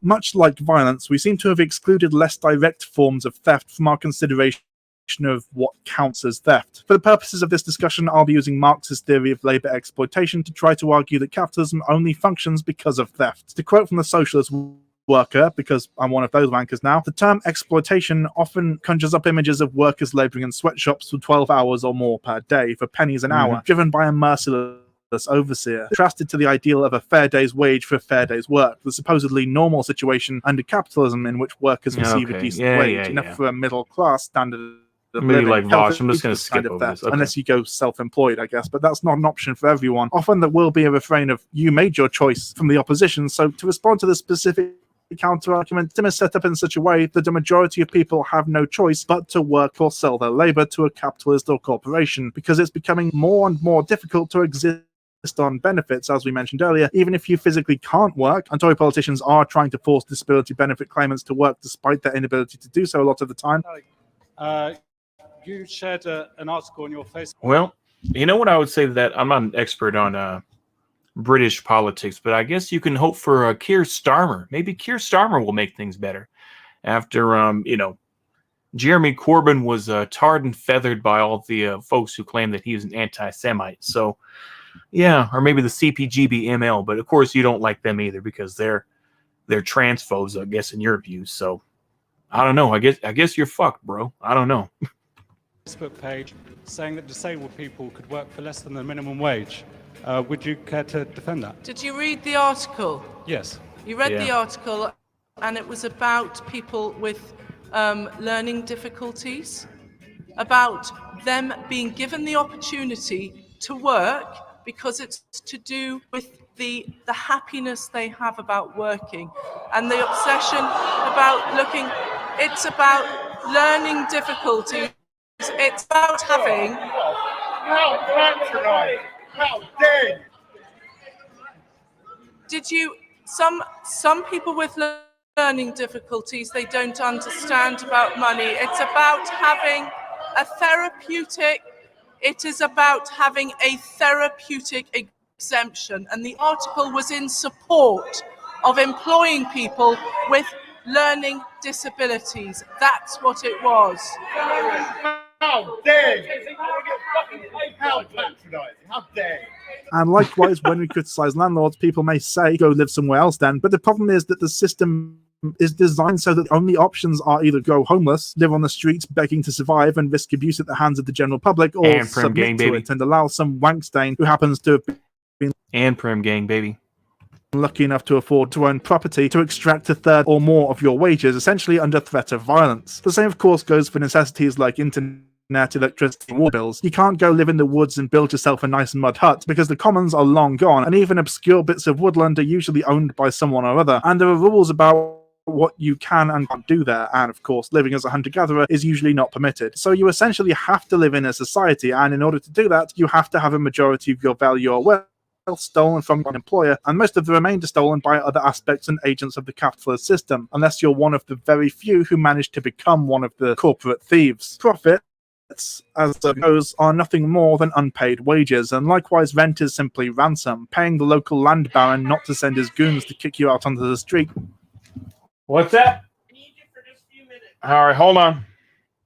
So you and your family can starve to death. Therefore, as I just mentioned, if you're not in favor of theft, you should be capitalists have been consistent about it, or even if we ignore this, if we pretend that capitalism is not inherently exploitative and requires massive amounts of theft in order to function, the vast majority of all theft is corporate and institutional. In comparison to regular burglary, robbing, muggings, and so on, the amount of money stolen through minimum wage, overtime, respite clock violations is astronomical, and this doesn't require any kind of philosophical or economic debate here. If your boss says he'll pay you overtime to work an extra shift and then refuses to actually do that, that is very much a form of theft, and unlike the implicit theft inherent to the capitalist system, is officially recognized as a crime in the same way as robbery. And yet, not only is it underreported due to the inherent risk carried by taking legal action against your employer, but carries significantly less risk and, crucially, rarely receives as harsh a punishment as more direct theft, if at all. Now, I know what you're thinking, and yes, I can imagine exactly what the comments are going to be, so allow me to preempt the criticism I know I'm going to get from the right-wingers. Is taxation? To which, of course, the answer is technically yes, in the same implicit sense as capitalist exploitation is theft, but so much more is stolen from the people through the means that if tax is the one you're getting stuck on, you should probably reevaluate your priorities. Don't get me wrong, I have a lot of criticisms of taxation, especially as it's currently implemented. Ideally, it needs to be almost entirely towards taxing the rich, and it should be infinitely harder. Oh, that's hilarious. I love that. Yeah. I'm being consistent. Yeah. Also 50% taxes. Yeah. Nor lumpen behavior. I want neither. Yeah.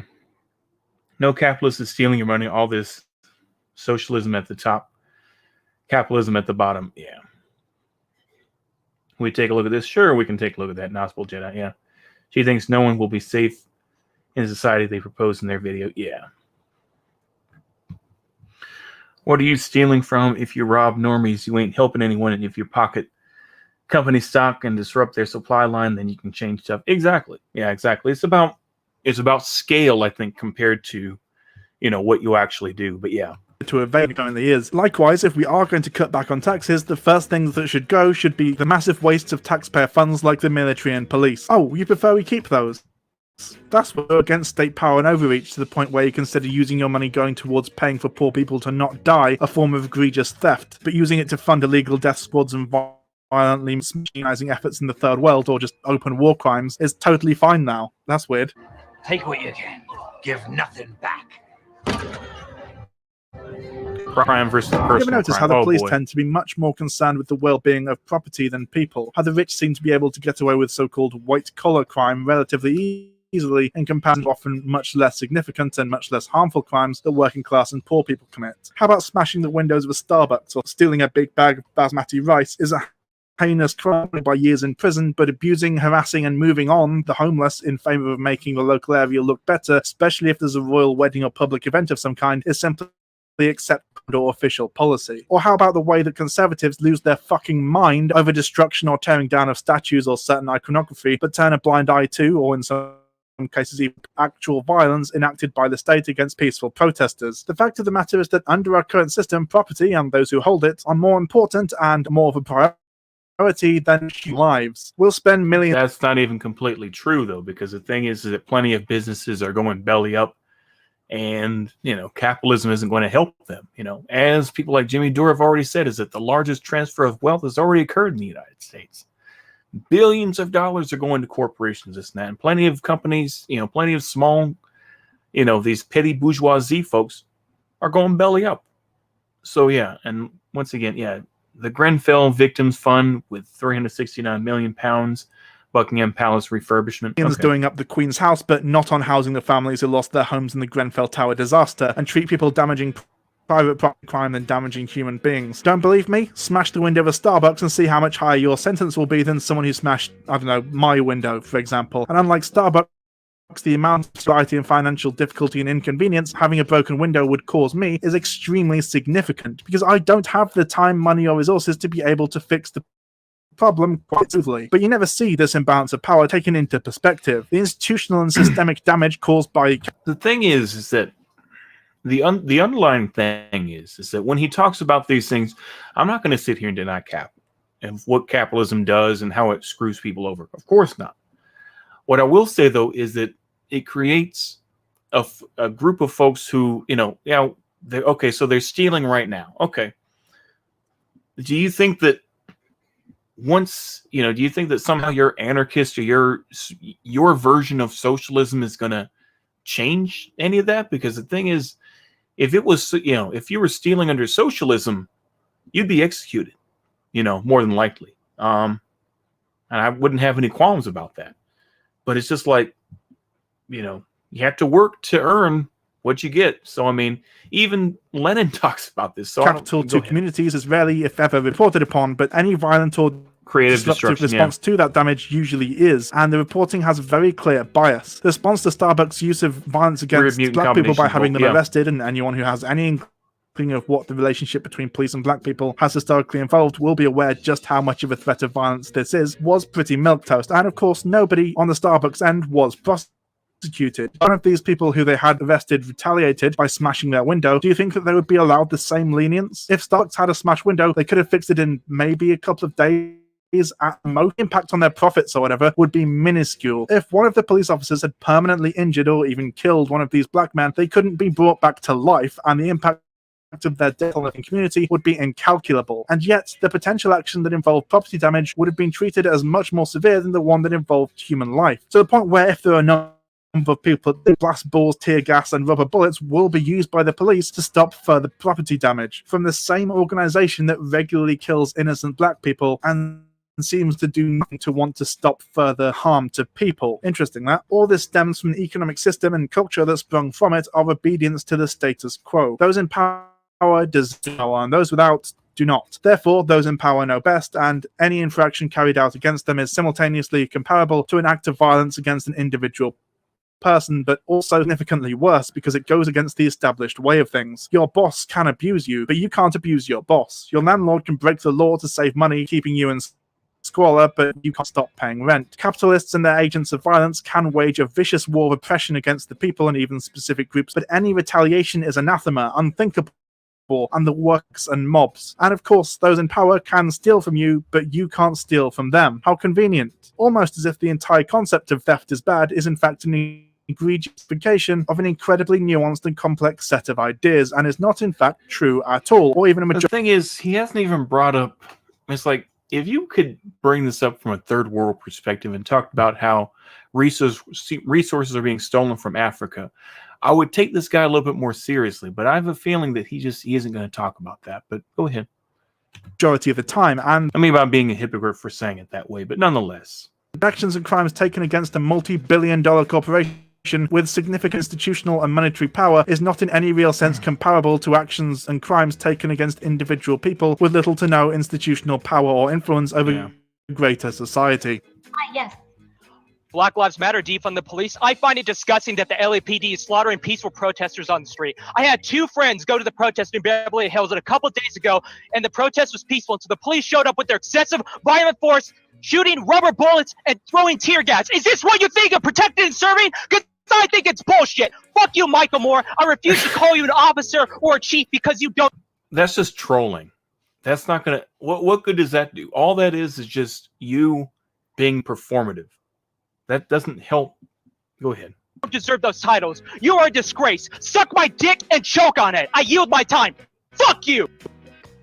Thank you, Juan Ramirez. I'm not endorsing theft here. I'm not telling anyone to go out and steal a bunch of TVs or whatever.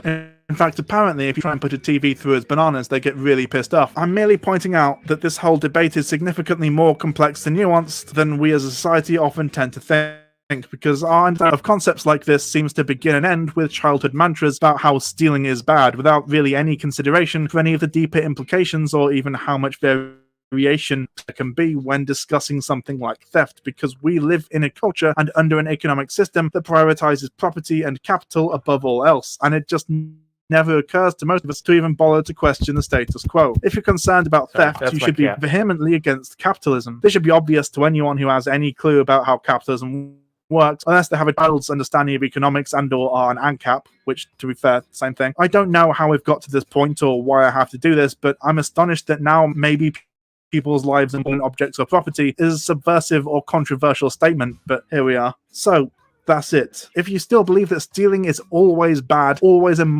moral at the end of the video, then fine. Honestly, I'm impressed you managed to watch it all the way through. I'm not going to try and convince you anymore, but I do hope that this video at the very least helps to explain why people who just hold the beliefs that they do, and has at least made you think a little more deeply about why you hold the beliefs that you do as well. You know, I'd really like... This guy would join the mafia, wouldn't he? I mean, the thing is, would he be talking about the mafia? What about the mafia? The mafia steals all the time. I didn't hear a word about that. Didn't hear a word about the mafia. Go ahead. But I don't have any fucking money. Like I don't have any fucking money. Hello everyone. Smug and So that was virtuous just a he felt fun when little he said video for you subversive there. and I controversial. quite enjoyed making that one. Although when I told my mum about it, she did get rather worried and was concerned that the police were going to come and tell me off, which was quite funny. Whatever. All right. What motivates him in his daily work? Oh, that's interesting. Don't worry, I'm gonna watch this one later. All right. Okay, but yeah, let's go ahead and see what this one. Oh boy. You foul. Put it back. Put it back. Put it back. Put it back. This dumb bro. Oh yeah. But one more ride at the rodeo with you doesn't bother me, cowboy. What bothers me is I spent a whole year and a half away from all my fans, away from my millions, and nobody cared to take 1 second to check on me.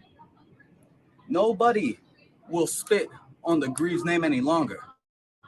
But Big T, whew, I'm about to spit on Big T's legacy like it's nothing.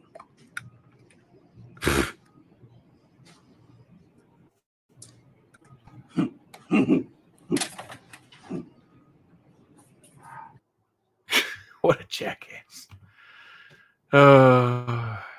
Yep. And once they caught them on video and they get put in jail and everything else. Oh man, what do you say, huh? Yeah. Al Capone did nothing wrong. Apparently so, yeah. Mafia were cynicalists, yeah. Oh, what a Big T, exactly. Bottom 10. Okay, one last video and then we're gonna call it good. Yeah. Let me see here.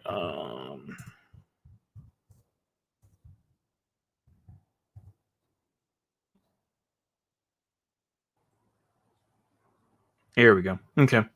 I wanted to cover this because I did a short little video. That's on a slightly different subject, but let's go ahead and cover this. So we're talking. So December 13th is the day that the Chinese mourn the loss of approximately 300,000 Chinese civilians who were killed in the rape of Nanjing. And I thought I'd cover this because there's a lot of folks, and I think I'll still upload the video, but I recorded something basically was saying that there's a lot of folks that will absolutely love China now, and they'll say China is doing great things, yeah, but you'll never hear them say solidarity with China over Japanese imperialism. They won't say anything about that. They won't try to talk about what China had to endure in the Second World War, in the Sino-Japanese War. And I wanted to cover that a little bit. Talking about this, we're watching live footage from Nanjing. The memorial ceremony for the victims of the Nanjing massacre has officially started. Japan never apologized. Nope, they didn't. Honor guards are entering the venue. Again, this is live footage from Nanjing. The ceremony commemorating the victims of Nanjing massacre is underway. China designated December the 13th as the National Memorial Day for Nanjing massacre victims in 2014. And since then, such memorial ceremonies have been held every year on December the 13th. 南京大屠杀死难者国家公祭仪式 The National Memorial Day service for the Nanjing massacre victims now begins. Let's play the Chinese national anthem. I think it's interesting, of course, like I bring this video up just because I just happened to see it. And I had no idea that they celebrated, or excuse me for saying celebrate. I said that in the video too, and I cut it, but that they mourn the loss of those folks in Nanjing.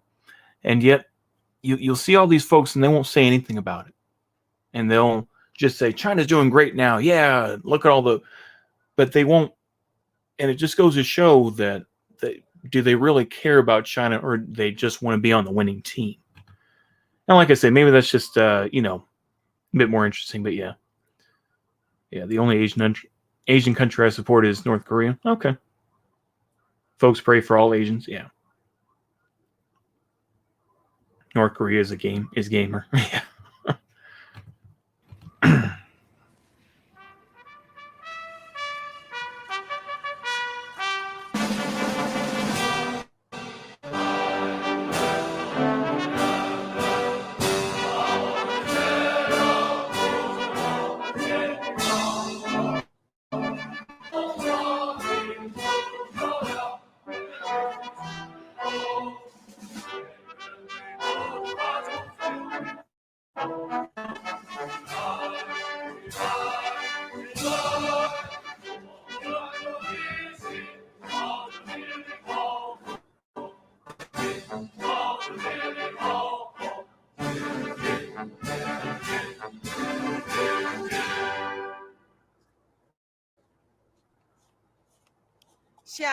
Please stand in silent tribute to the Nanjing Massacre victims.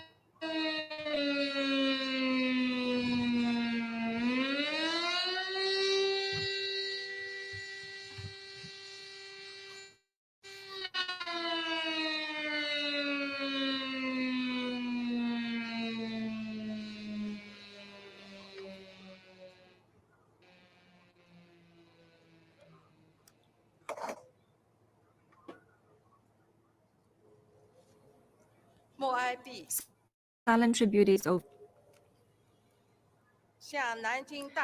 Please lay wreath to the Nanjing Massacre victims. Imperial Japanese LARPers celebrated. Yeah. Yep, absolutely not. Yeah. Rather live under Chinese world dominance in the current burger one. Yeah.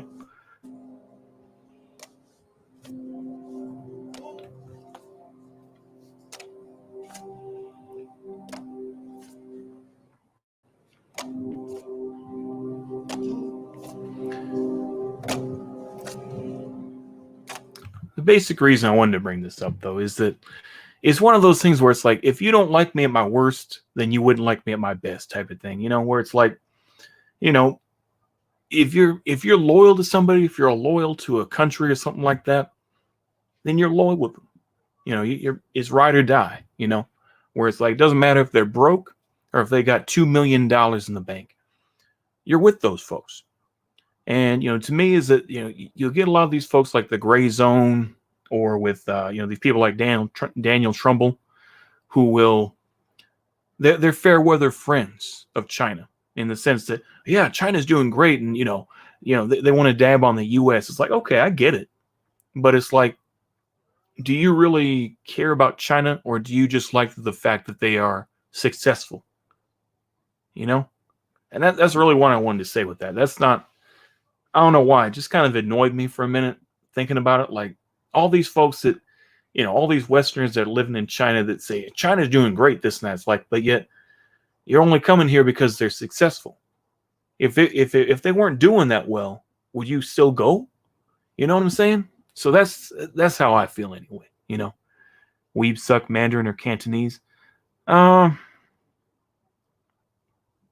don't know what you mean by Mandarin and Cantonese. I speak a little bit of Mandarin and Cantonese, but it's like that's my take on it anyway. That's my take. Y'all, you can feel as you want to. I'm not going to sit here and spurg out at the chat for whatever reason, but it's like,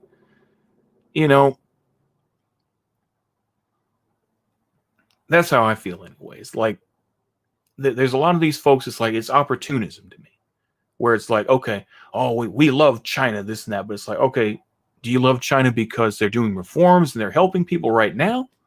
Or because you respect what China has gotten, where they have gotten to?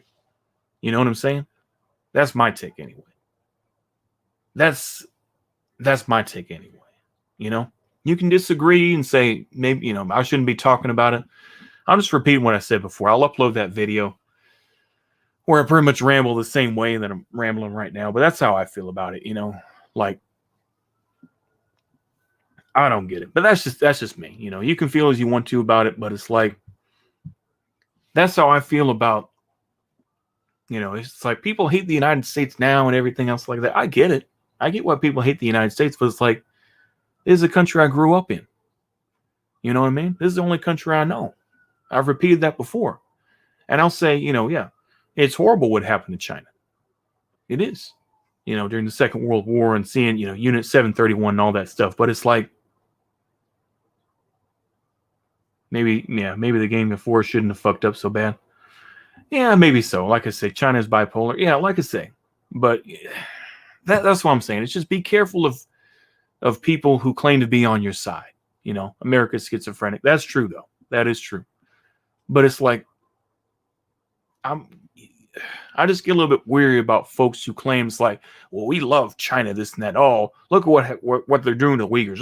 You know, I'm not going to sit here or even talk about the issue, but it's like, you know, yeah, you like opium, low prices. Yeah. China does worse things in factories today than happened in Nanjing. Okay. All right. Like I say, it's just one of those things. I see it the same way as like with the United States, where it's like, you know, everyone wants to hate America, this and that, but it's like, if there were certain parts of America that did well, oh yeah, California's doing great. You know, I'm just like, what about the rest of the country? You don't care about them? You know, that's my take on it anyway. You know, it's just one of those things where it's like, you know, you see these opportunists and everything else. Same, you know, but I just don't like these type of Americans who think that, you know, who try to call, you know, it's like, oh, we just support the Chinese Revolution, this and that. Oh, you support them because they're doing well now. You didn't care about them before. It's the same thing in the United States where it's like, oh, we're not doing well over here, but you ain't doing shit for us, you know? So you see these folks like American Johnson, this and that, and he can say what he wants to, but it's like, look, my man, you were over there in Vietnam. We don't see you back over here. Same thing with, you know, these folks like, you know, all these writers and whatnot, you know, these more cosmopolitan type folks. That's all I'm saying. That's all I'm saying is that I think that's where I was going with that. But it's just like, be careful of who you align yourself with. And, you know, that folks around you may not be in it for the same reason that you're in it, you know? That's all I'm saying, you know? And maybe that's a bit paranoia, but it's like, you know, that's all I got to say. I'm saying, I don't know if I'm getting too, but yeah. I don't know. But that's just me, you know. It's like, if you want to hate America as it is, this and that, okay, fine. You want to hate the United States, all right. But it's like, yeah, burgers are demoralized and don't know where to direct the anger. That's true. Enemy of your enemy is not always your friend. Yep. Yeah, that's basically all I wanted to say. Like I say,